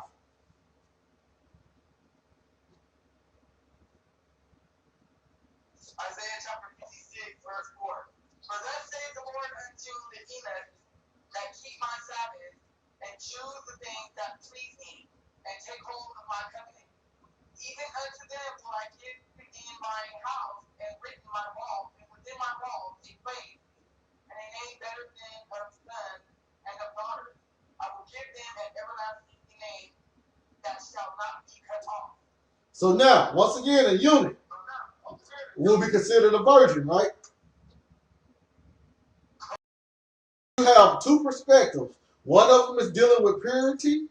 The other one is dealing with the mindset of obeying the gospel, obeying the Father. And for those people that do that, they was going to receive a inheritance better, where they was going to receive a name better than sons and daughters. So hopefully we see that the virgin itself doesn't literally have to be not having sex with women. It could be, if a person looked at it being from a eunuch perspective, if a person looked at it, they could have looked at the things pertaining to the eunuchs. But if a person looked at it as in wanting to be pure, they would have looked at it as dealing with purity. So there's two different perspectives because the church had different people in it. So there's two different perspectives that they could have looked at it. They could have looked at the eunuch wise or the purity wise, but it's all about them adhering to the gospel and them not fleeing away from the faith that was presented by Christ and through Christ. So, are we good with that? All right. So now we see in Revelation 14 that they was called first fruits, right? And can anybody give me the rundown on how first fruits operate? First fruits, how do first fruits operate?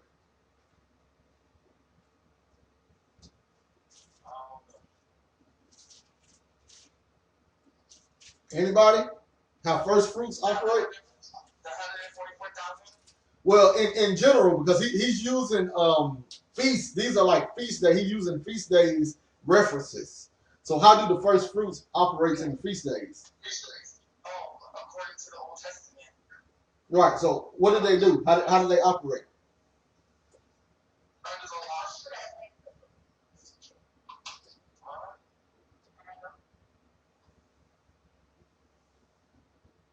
Yeah, go ahead. Go ahead. Yep. Okay. The first fruit is a feast where the the first harvested fruits in that season is being dedicated to the Most High at the temple. Some of it are waked at the temple before they could start eating it. So in other words, it's pretty much the first product that you give from your produce to the Most High, right? It's what comes up first. Yes. Okay, so now let me ask y'all a question. How many first fruits can you have each season?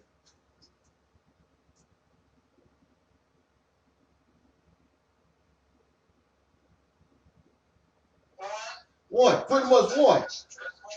Yeah, pretty much one. It depends on like the grain, but you only can give the first fruits of your inheritance from this place and the first fruits of your inheritance from that place. So now, this is a question you got to ask yourself.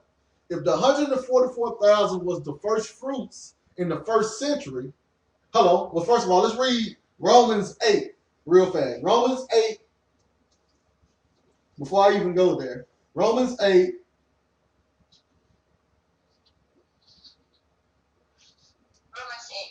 14, hold on.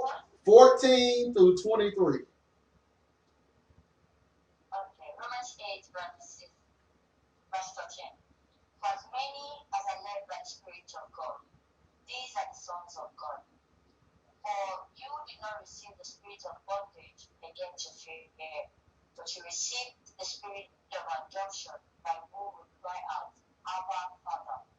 The Spirit Himself bears witness with our spirit that we are children. Hold on right there. So everybody understand that's new covenant right there, right? Can we all understand that? That's new covenant. Yes, Oh, okay, all right. So now verse 17.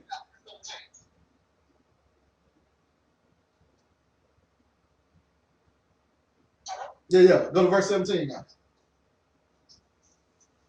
Verse 17. And if children, then heirs of God, and joint heirs with Christ, if indeed we suffer with Him, that we may also be glorified together. You go all the way to 23. You go all the way to 23. For I consider that the suffering of this present time are not worthy to be compared with the glory which shall be revealed in us. For the earnest expectation of the sons of God. But the creation was subjected to futility, but because of Him who subjected it in all. Because the creation itself also will be delivered from the bondage of corruption into the glorious liberty of the children of God. For we know that the whole creation groans and labors with birth and birth together until now. And now, only they, but we also who are the first fruits of the Spirit, even we ourselves, grown within ourselves, eagerly waiting for the adoption, the redemption of our body. Okay, so now, first thing first. Paul said everybody was groaning, right? Everybody was in travail, no matter if they had the Holy Spirit or not, right? Yes. Why was everybody in travail? Why was everybody groaning? What was they waiting on? the Spirit. They already had the Spirit. Oh, they were waiting on Christ. Keep going. Okay, hold on, give me a minute. First go. But keep going. That Christ is a part of it. But what was the whole picture? What was they waiting on? I said Christ was a part of it, but what was the whole picture? The new covenant. The new covenant. They was waiting on the new covenant. They was groaning because even though they had the Spirit, they were still under the old covenant. So everybody was still in travail. Everybody was still groaning because that old covenant law still was in effect. So everybody was still groaning until the new, waiting on the new covenant. But do y'all see in verse 23 that Paul said they were the first fruits of the Spirit? For the Spirit. Yes. So the question is, why would Paul say that they were the first fruits of the Spirit? Could it be because they were the first to receive the seal? That's it. Anybody else? Because they were the 144,000. Well, the 144,000, it wasn't really, it really wasn't nothing that they actually brought up. John the Revelator was the only one that pretty much brought that up. That's why you don't never really see nobody else talking about it except John the Revelator. But keep that same mindset and think about it. And Queen, you got it right. And Queensy, you can come with and add more to it if you want to. Why would the first century people be the first fruits of the Spirit? Because they were God's chosen people from the beginning. Right, and what y'all saying is correct, and I'm not saying that anybody got it wrong because it's absolutely correct. I'm just trying to see what y'all gonna build on it. So there was the elect that received the Spirit first, right?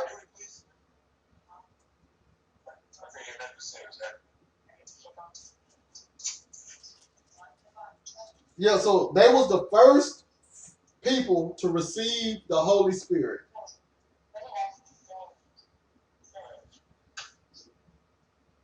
So in the book of Revelation, they was talking about they was the first fruits. So the question is, how can you be the first fruits in the first century and turn around and be the first fruits in the 21st century? Because they were the only ones that were alive after Christ died, right?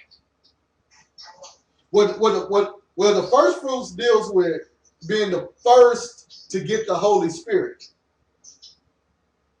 Right. So, first believers. Yeah. Believers and when he was in the message. Right. So they wasn't the only ones to get the Holy Spirit. They was just the first ones to get the Holy Spirit. That's why they're first fruits. Just like in growing crop and product, when the Father asked for their first fruits, they gave them the first fruits, but they still had other fruits that came up after the first fruits that they was able to keep. The Holy Spirit.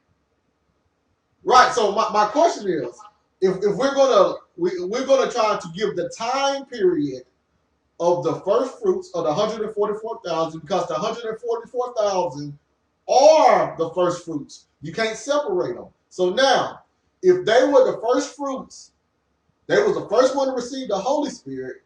How can 144,000 pop up 2,000 years later if it was already established in the first century? That's what we're getting at. You're gonna have to break it down for people that still not lost. So basically what he's saying, if I'm not mistaken, right? If I'm right, he's saying, right, you know how they compared the 144,000 to the first fruits, right? So so now he's establishing that in comparison and he's showing you, wait,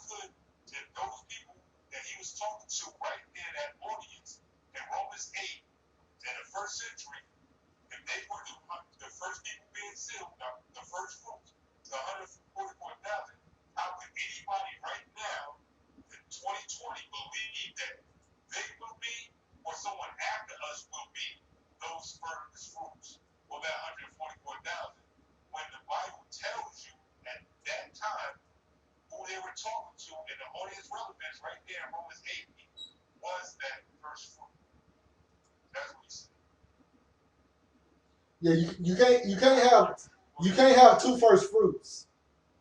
You can't have three first fruits. First means first. So you can't have a first fruits and then 2,000 years later have the same first fruits, because you will be Right now, we would be like the 20th fruits, the 1,000th fruits. Yeah, we'll be the 1,000th fruits. Something like Okay, so let me understand something, because I need to understand this, because this is very confusing. Okay, you're saying that the first fruits are still here? No. When like right now, do you know some people still waiting on 144,000? Say it again? Do you know some people still waiting on 144,000? I don't know, brother, because this is the first time I'm ever hearing that. Well, do you know anybody that's still waiting on the 144,000 to come? Oh, yeah, I know a lot of people that are still waiting on it. Okay, so this is what we're saying. The 144,000 were the first fruits of the Holy Spirit. So, who received the Holy Spirit first? The 144,000? Just leave the 144,000 out. Leave the word 144,000 out. In the Bible, who received the Spirit first? The first fruit. Leave that out. What individuals received the Holy Spirit first? And that will be Acts chapter 2. And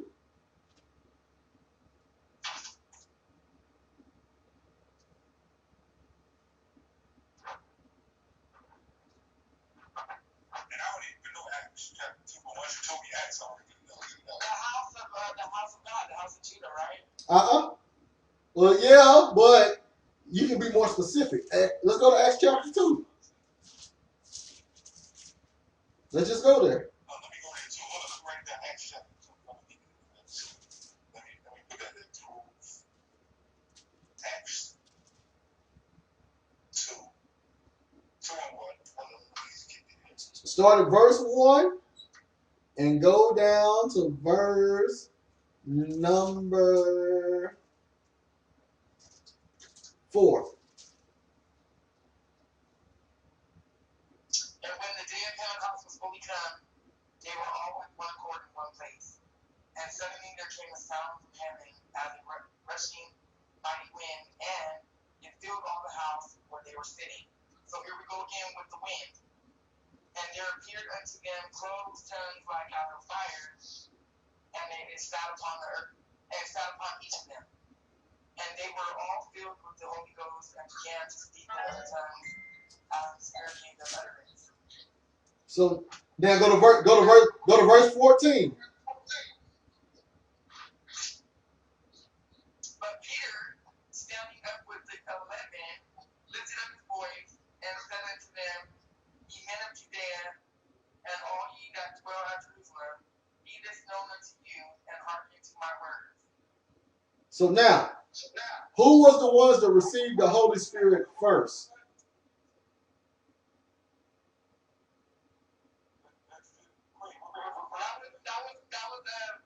That was Acts chapter 2, verse 14. Right, so who are those people? Who is Peter and the 11? Who are they? The Disciples, right? Right. So now, who was the first to receive the Holy Spirit? The 12 apostles? Right. So they would be part of the first fruits. But did it stop with them? Were they the only ones to receive the Holy Spirit? No. So we know that as time went on, more and more people received the Holy Spirit, right? Yes. So now, what was the cutoff point for receiving the Holy Spirit to be called the first fruits? What was the cutoff points for the first fruits? Not for the Holy Spirit, but what was the cutoff point to be considered first fruit? What was the cutoff point? And that's Revelation chapter 7. What was the cutoff point to be considered a first fruit? A first fruit?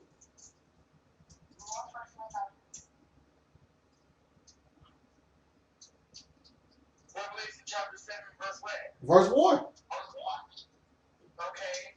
So it's talking, it's basically going back to the four winds again. Which is what?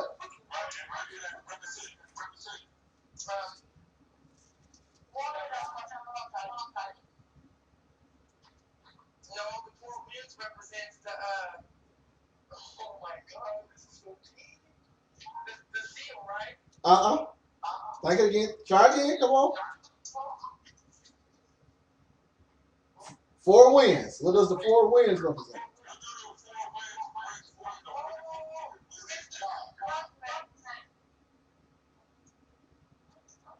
It's the who? Oh, yes, right. The destruction. So now, what was the cutoff point to be considered the first fruits? What was the cutoff point?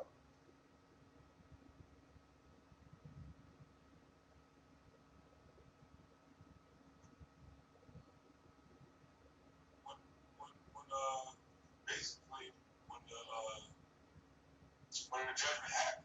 Right. Not when it was held over, when the judgment happened. When the temple fall. When everything was destroyed. Right. So that would have been the cutoff point. So they knew the 144,000 reached its point when the judgment actually came, because he told them, hold the judgment back until I'm done sealing the first fruits. And then when the judgment came, they would have known that all the first fruits had been sealed already. That's the only reason why the judgment came. They was waiting on the 144,000 to be sealed.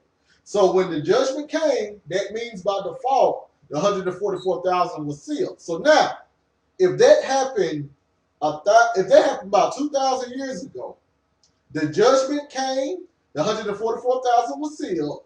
How can somebody come in 2020 and say that they are part of the 144,000, or they are still waiting on the 144,000?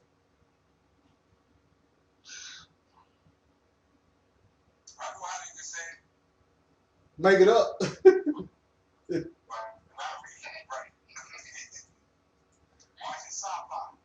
But Queasy, we gotta make sure Queasy, you got it? Yeah, I got it. I'm still trying to understand. It's very hard. All right, Yona. Brother Yona, where you at? So, here what he's saying is, right, how can I say it? Alright, so we know the 141,000 and the first fruits are one and the same, right?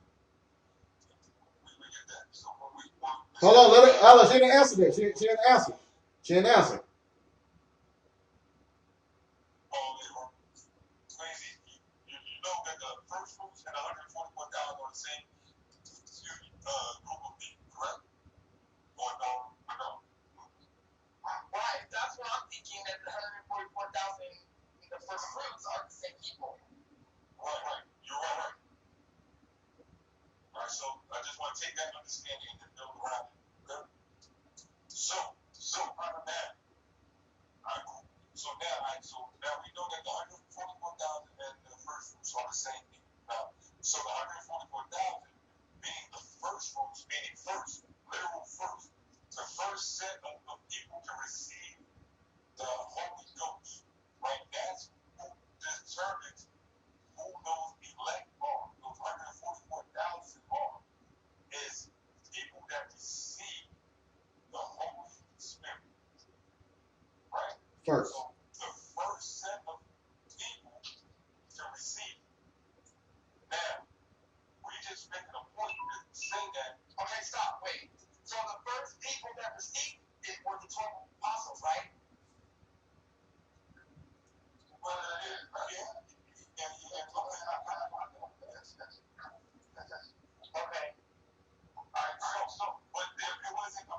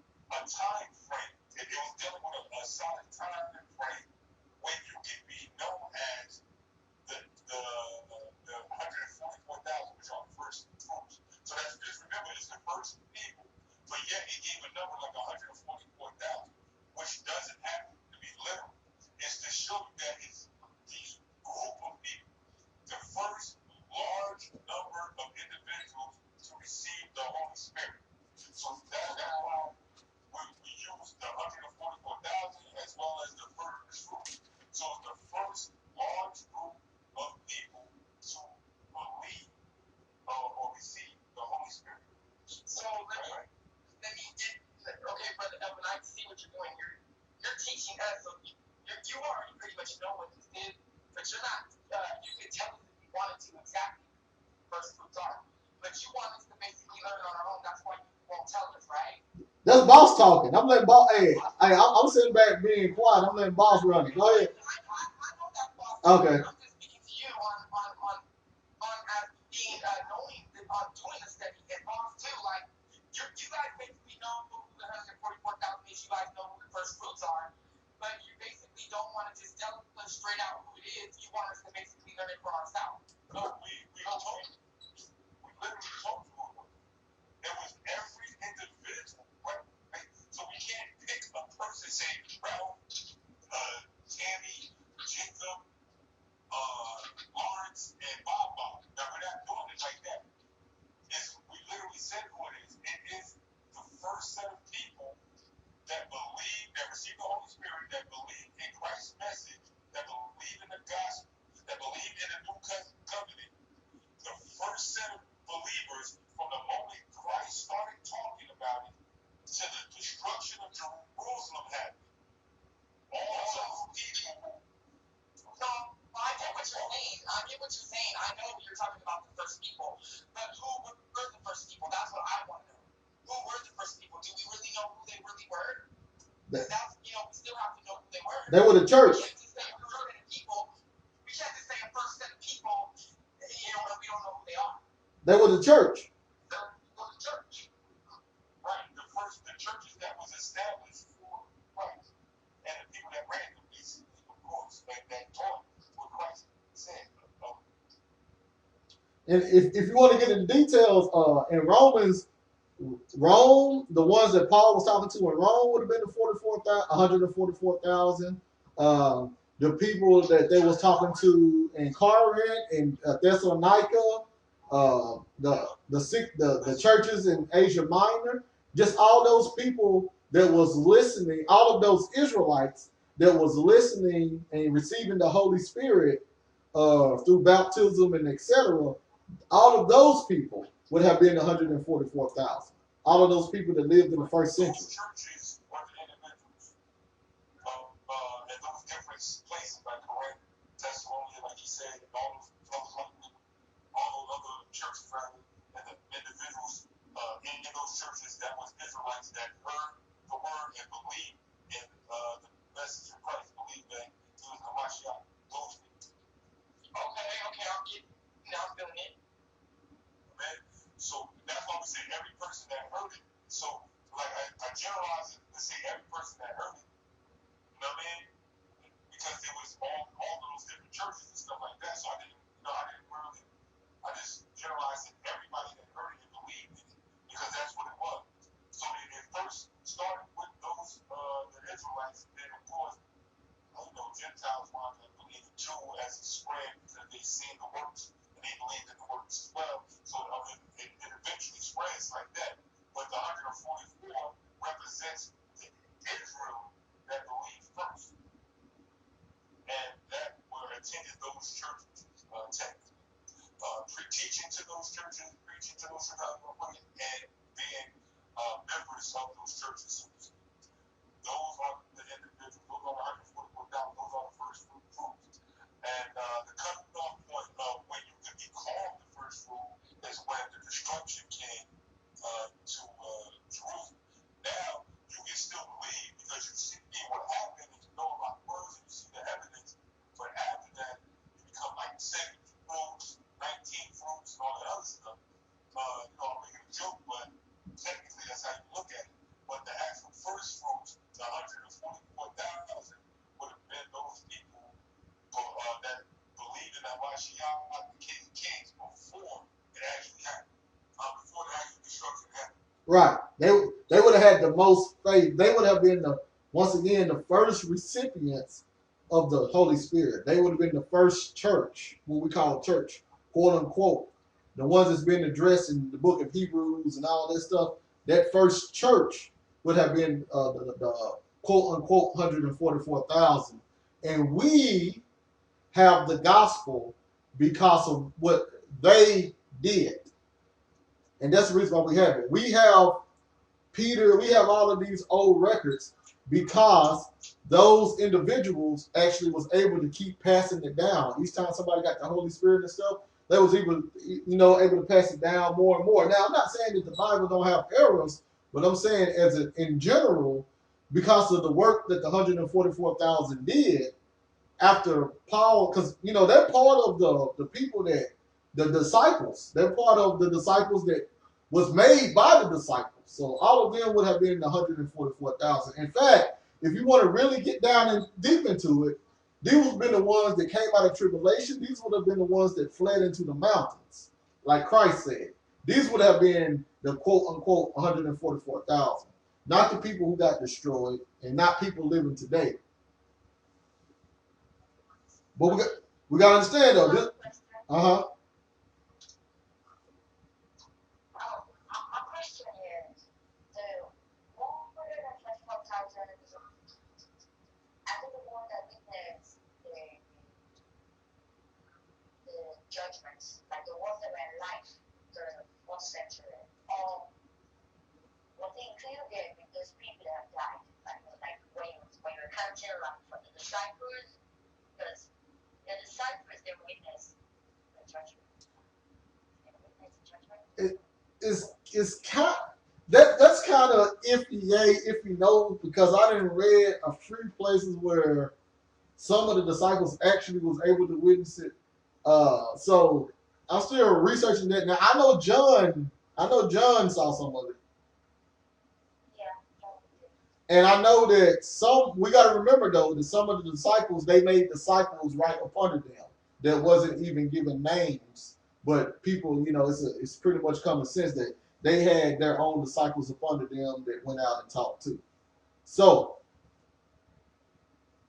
maybe I want to count the disciples with them, but it might be a misapplication starting at the disciples if some of them died. So you have a point there, but I don't know which one died because it's so much information is going on with this right now with these dates and who died exactly when and all of that. But if they did die before the judgment, then they would have just been considered, more of the saints. But it really didn't. They already had their goal anyway. Wasn't to be 144,000. That's not what they was promised. They was promised to be the judges over the 12 tribes of Israel. That's what their goal was. That's what their punishment.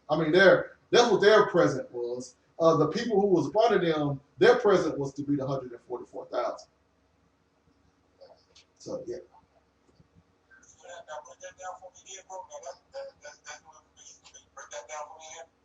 It was just you remember the disciples, the 12 disciples. Christ said that they were going to be the ones that would judge the 12 tribes of Israel. So that was their reward. Remember, they asked him, what we gonna get for following you and stuff. He said, you follow me in regeneration? The regeneration? I think it was the regeneration, wasn't it? You follow me in the regeneration, and you will be on the thrones, judging the 12 tribes of Israel. Right, and regeneration means being born again under where he brought the company. Right. Right. So yeah, not reincarnation like the tribes. All right, I'm not growing a different arm. But now I want to hit the 144,000 now. Revelation 7:4, because Queensy, I want to show you where I believe they came up with the number 144,000. You still there? Queensy? Yes, I'm here. Okay. Y'all know. Where your hubby? Your hubby still there? Your Revelation 7:4. Okay, then. Well, all right. So now here we go. Revelation 7:4. And I heard a number of them which were sealed, and there were sealed 144,000 of all the tribes of the children of Israel. So now, Let's go to the Tanakh. It's 1 Chronicles 27 and 1.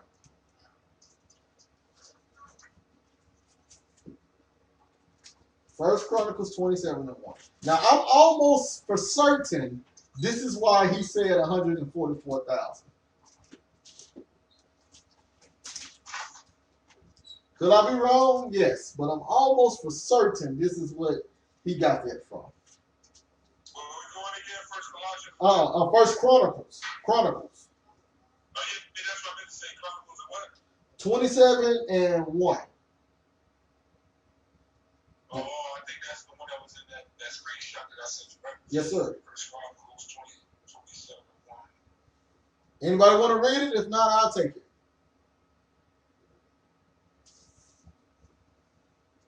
Go ahead, you read it. All right, hold on. Let me get it. All right, First Chronicles 27 and 1 says, now the children of Israel,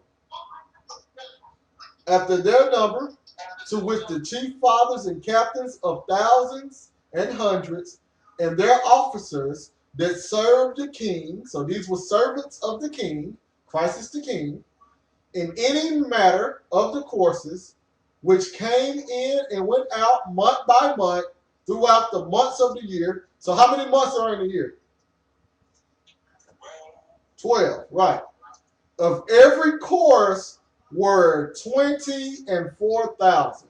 So David had it set up that the porters, the gatekeepers of Israel, they're supposed to have 24,000 gatekeepers every month for 12 months. So now you got to ask yourself, what is 24,000 times 12? 288,000.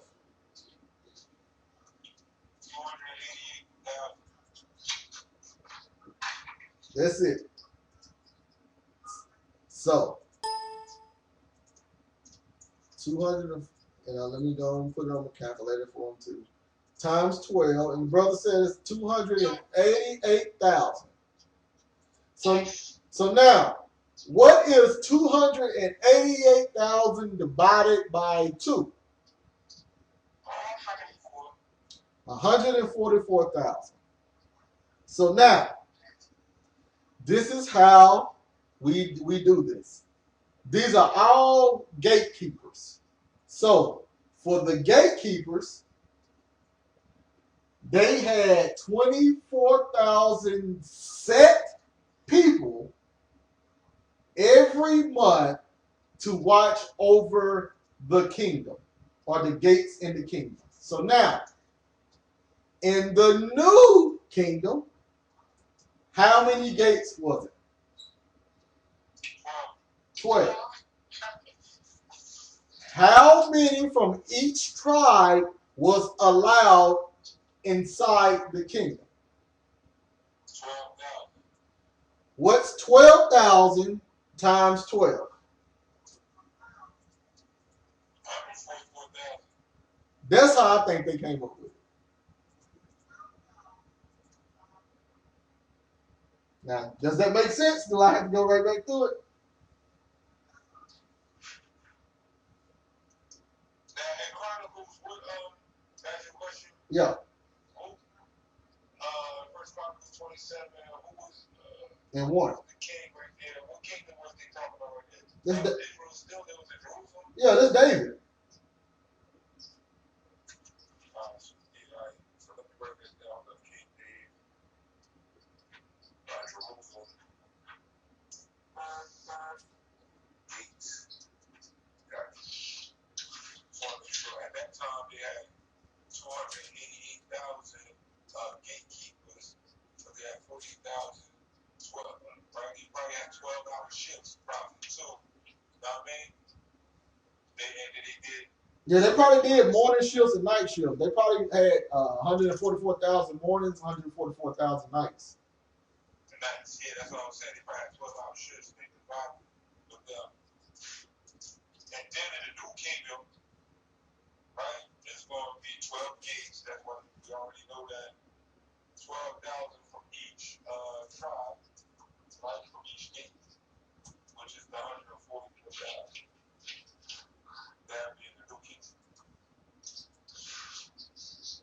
That's how I think he came up with the number 144,000. Now, anybody got any? How do y'all feel about that? My thing would be,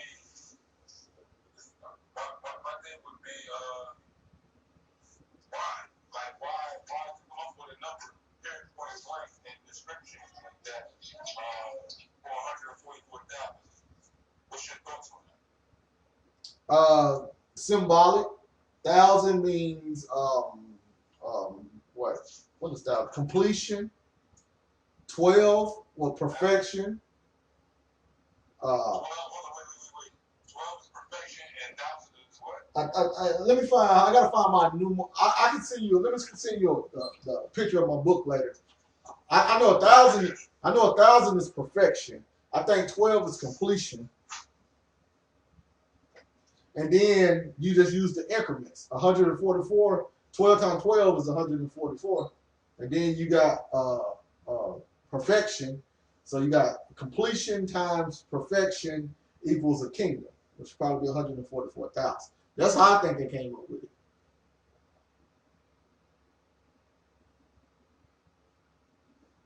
I mean, if we're gonna use like number stuff, but that's what I came up with. Queensy, Yana, what y'all think about that?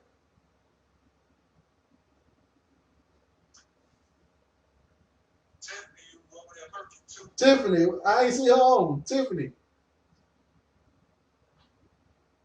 Everybody gone. Thank you, Queen. Everybody else put their phone down. Well, hopefully they, huh? Yeah, sorry. I was going to say that the thing with the gatekeepers and to me it kind of makes some sense, although it's very, very surprising. But at the same time, why is it surprising? okay, yeah, because the beliefs that it used to be, it used to be like they said, the 144,000 is supposed to be the numbers of people that will be allowed into the kingdom. Oh yeah, that's a small kingdom. So yeah. So I'm bringing this new understanding, but eye-opening. It's very deep and very, very surprising. It's when they come on it. So it kind of makes sense to me, like, because when the book of Revelation called them first fruits, I think Romans called them, when they called them first fruits, so it makes sense that they could be like the gatekeeper. Right. Because they won't be the first ones in the kingdom.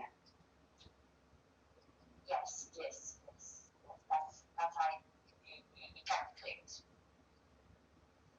Damn. You got that, boss? No, Oh man, that's the fruit of my labor, man. I'm trying to show you the fruit of my labor, man. I was right to start, Tim. Sorry, I said when I make the example, when kids said they come about the 144,000 from the gatekeeper, it was by David, by building the temple, by Solomon, in Chronicles. So to me, it didn't make sense because if the New Testament referred to Romans referred to them as prosperous, the 144,000. So it means they could actually be gatekeepers of the kingdom. Right. Yeah, I get that. I feel Bingo. Bam. So now, and thank you, Queen. We're gonna talk more. I told you can't wait till I get you here beside me. So now, let's go to Revelation 7 and 9. Now I guess we can end it with Revelation 7 and 9 tonight because we can do 10 through 17 later on. So let's end it with 7 and 9. Yeah, I was gonna ask you, Brother Elvin, if you can kind of like wrap it up a little bit because I have to do something right now. Oh yeah. I'm gonna end it with verse 9. We can finish the rest later on. But do you have a better understanding right now? Yes, and I'm also gonna go over the scriptures that we studied, all this time, and I'm gonna go over it and study it some more. Okay, and don't forget it's on Facebook too if you wanna just read over it. Okay then. So now Revelation 7 and 9 will be the last one. It says, after this I beheld, and lo, so this is after the 144,000. This is after the first fruits are sealed. After this I beheld, and lo, a great multitude which no man could number. So of all nations and kindreds and peoples and tongues stood before the throne and before the Lamb, clothed with white robes and palms in their hands. Who do these people represent? The 144,000. No, that would be Revelation 7, 4 through 8. Now we're talking about the mixed multitude of people. Who would they represent? The other people. True, but where is John pulling this from? What ideology is he pulling this from? That a mixed multitude of people is finna be blessed. First he said Israel was blessed. Now he's saying a mixed multitude of people is going to be blessed. Where he's getting that from? What promise was that? The promise through the king, right? Now you had it right when you said it. Say it again. The first thing. Abraham. The promise of Abraham.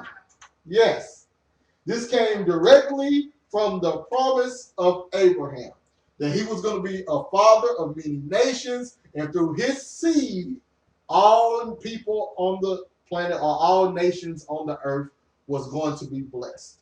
So this is the promise of Abraham being displayed out. So now, it said, stood before the throne, clothed with white robes and palms in their hands. Where did they get that from?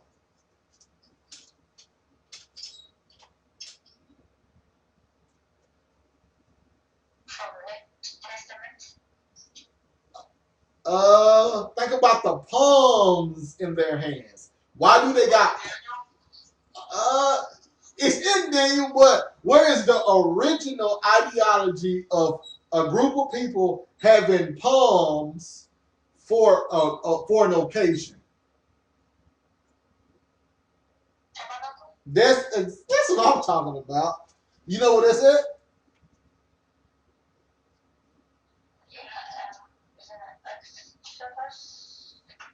Well, I don't know the Exodus one. I know the Leviticus one. And you can pull the Exodus one, and I'll pull Leviticus. Is Leviticus 23 and 40. Leviticus 23 and 40. And you can pull the Exodus one. What's the scripture to the promise of Abraham? What's this scripture? Oh, man. I get it. Hold on. One of them is Genesis 17 and 4, but I don't know if that's the whole one. All right. This is Leviticus 23 and 40, though. Yeah. Well, I'm going to start at 39. Okay. Also in the 15th day of the 7th month, when ye have gathered in the fruit of the land, ye shall on the first day shall be a Sabbath, and on the 8th day shall be a Sabbath. And ye shall take few on the first day the boughs of gobi trees, branches of palm trees, and the boughs of fig trees, and willows of the wood. And ye shall rejoice before the Lord your God 7 days. All right, so notice now, though. Notice now. It says that on the first day and the 15th day, right? But what's going to happen first? They're going to gather the fruit of the land. And we know the 144,000 was the first fruit, right?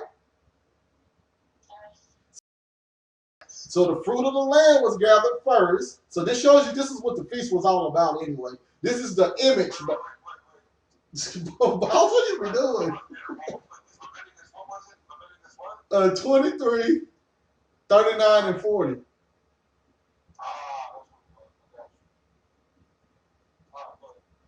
So they gathered the fruit of the land, which was been 144,000. And then they bring in the other, which would have been the mixed multitude, and they would have had let's see, and you should take you the first day the boughs of the godly trees, the branches of palm trees, and the boughs of thick trees, and the willows of the brook, and ye shall rejoice before the Lord your God 7 days. So all of this is first they take in the first fruits, they take in the first, and then on the 8th day, which would be their everlasting day, would have been a Sabbath to them or the everlasting rest. And while they're in that everlasting rest, that's when all of the other stuff come in, which is the new covenant and etc. Blah blah blah, this and that. But the point is to show you that this is all about the Feast of Tabernacles, which was them getting the palm trees. This is why in Revelation they have palms in their hands because they're getting ready to tabernacle with the Father. Now, Timmy, you got the Exodus one? Oh, yeah. It's about the ten of the tabernacle, the building of the tabernacle. I was wrong. You're right. Oh, but what is the Exodus what? Yeah, Exodus what? So it was talking about tabernacle, building a tabernacle, not the feast of tabernacle. But did you find the tabernacles in Exodus? Oh yes, I did. Exodus 35. Exodus 35, and you know what verse? 4. What?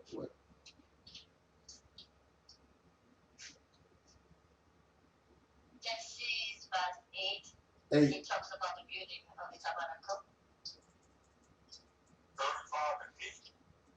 Yeah, from 35 to 36, we were talking about the things to use in the tabernacle and the assistants that was working on the tabernacle. Oh, it goes in details.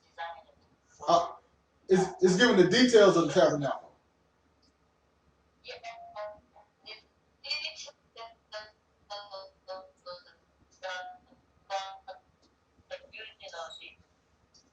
I got you. So, boss, you wasn't saying it's giving the details of the tabernacle. Yes, not about the feast. Oh, okay. Okay. But so we see that in other words, in Revelation chapter 7 is actually taking you up into the completion of the Bible. Of the whole Bible, you have it completed in Revelation chapter 7. The only thing is, as time goes on, it gets more and more in detail of what's happening during the new covenant coming in. But you can stop. In fact, you can stop it right there because that's when the tabernacle, the Feast of Tabernacle happens. That's when the mat, huh? Well, so is Nehemiah 8:15 the same thing? Nehemiah, hold on, let me go there. Nehemiah 8:15. That they should publish and proclaim in all their cities and in Jerusalem, saying, go forth unto the mount and fetch olive branches and pine branches and myrtle branches and palm branches and branches of thick trees to make booths. To make booths, as it is written. Yep, the Feast of Booths. Yep. And they got the palm trees. And that's when they was literally doing the Feast of Tabernacles. So, yes, sir. But then, if you go ahead, before y'all get off the phone, if you go ahead to Zechariah 14, hold on. Zechariah 14 and 16. it tells you about the spiritual fulfillment of the Feast of Tabernacles. Well, you can actually start at verse 14 and let you know what's going on. Okay. Well, in fact, hold on. In fact, verse 13, because you see how it lines up with Matthew 24. And then you can go down to verse 16 and you'll see this is all about the same thing. Okay.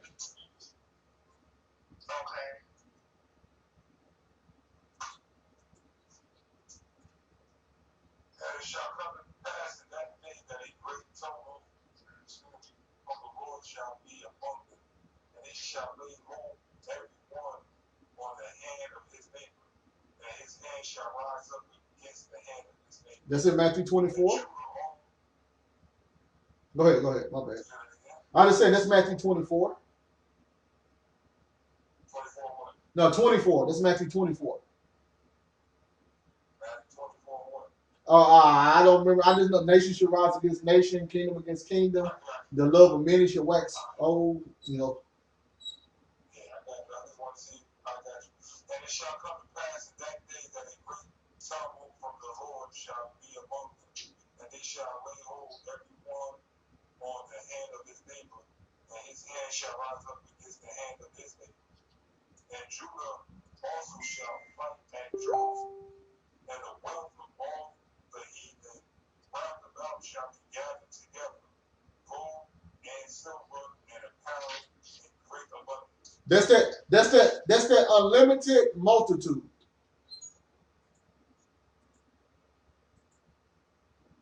In abundance. Yeah. And so shall be the plague of the horse, of the mule, of the camel, and of the ass, and of all the beasts that shall be in these tents, as this plague. And it shall come to pass that everyone that is left of all the nations which came against Jerusalem shall even go up from year to year to worship the King and Lord of hosts, and to keep the Feast of Tabernacles. Right. And that Feast of Tabernacle is the Most High tabernacling with them entering into the new covenant. And it tells you in verse 17, and it shall come, and it shall be that whoso will not come up of all the families of the earth into Jerusalem, which will be heavenly Jerusalem, to worship the King, the Lord of hosts, even upon them should be no rain, so they should not receive any blessings if they're not in the new covenant. And if the family of Egypt go, and then it actually lists, some of the heathens, and if the family of Egypt go not up and come not, they have no rain and no blessings. There shall be the plague, wherewith the Lord will smite the heathen that come not up to keep the Feast of Tabernacles, which means he's requiring everybody to enter into the new covenant. Not just Israel only, but everybody. This shall be the punishment of Egypt and the punishment of all nations that come not up to keep the Feast of Tabernacles. And in that day shall there be upon the bells of the horses holiness unto the Lord, and the pots of the Lord house shall be like the bowls before the altar. And my screen just popped and froze. But y'all get it. Let's talking about. Yea, every pot in Jerusalem and in Judah shall be holiness unto the Lord of hosts, and all they that sacrifice shall come and take of them and see it therein. And in that day there shall be no more the Canaanites in the house of the Lord of hosts. No more bloodlines. Nobody's going to be considered a heathen. Nobody's going to be considered an Israelite. Everybody's going to be one. You're not going to be able to point at anybody and say, you're a Canaanite, or you're an Edomite, or you're this, or you're that. None of that's going to be going on in the new covenant. And that's it. Thank y'all for listening, and hopefully, Queensy, that I answered some of your questions about the new covenant and the 144,000. I'm definitely going to study, so that way after I study, I can get back with you so you can be like, okay, she knows what it is. All praise God. Yes, sir. And hopefully I didn't bore y'all to death. I tell you, see. No, I thank you. I thank you, brothers, for your time and for your teaching. I really appreciate it. I thank you guys so much. And once again, sorry, lessons like this, I already know they're going to be long because, you got so much to break down dealing with like 144,000. It's so vast. You just can't do it in a quick setting. So, but thank you for listening. And hey, I love y'all, and we're gonna rock this thing till we can't rock no more. All right, shalom, and I'll see y'all next time. All right, boss. Hey, Timmy. All right, Timmy, you going to bed? Timmy, you going to bed?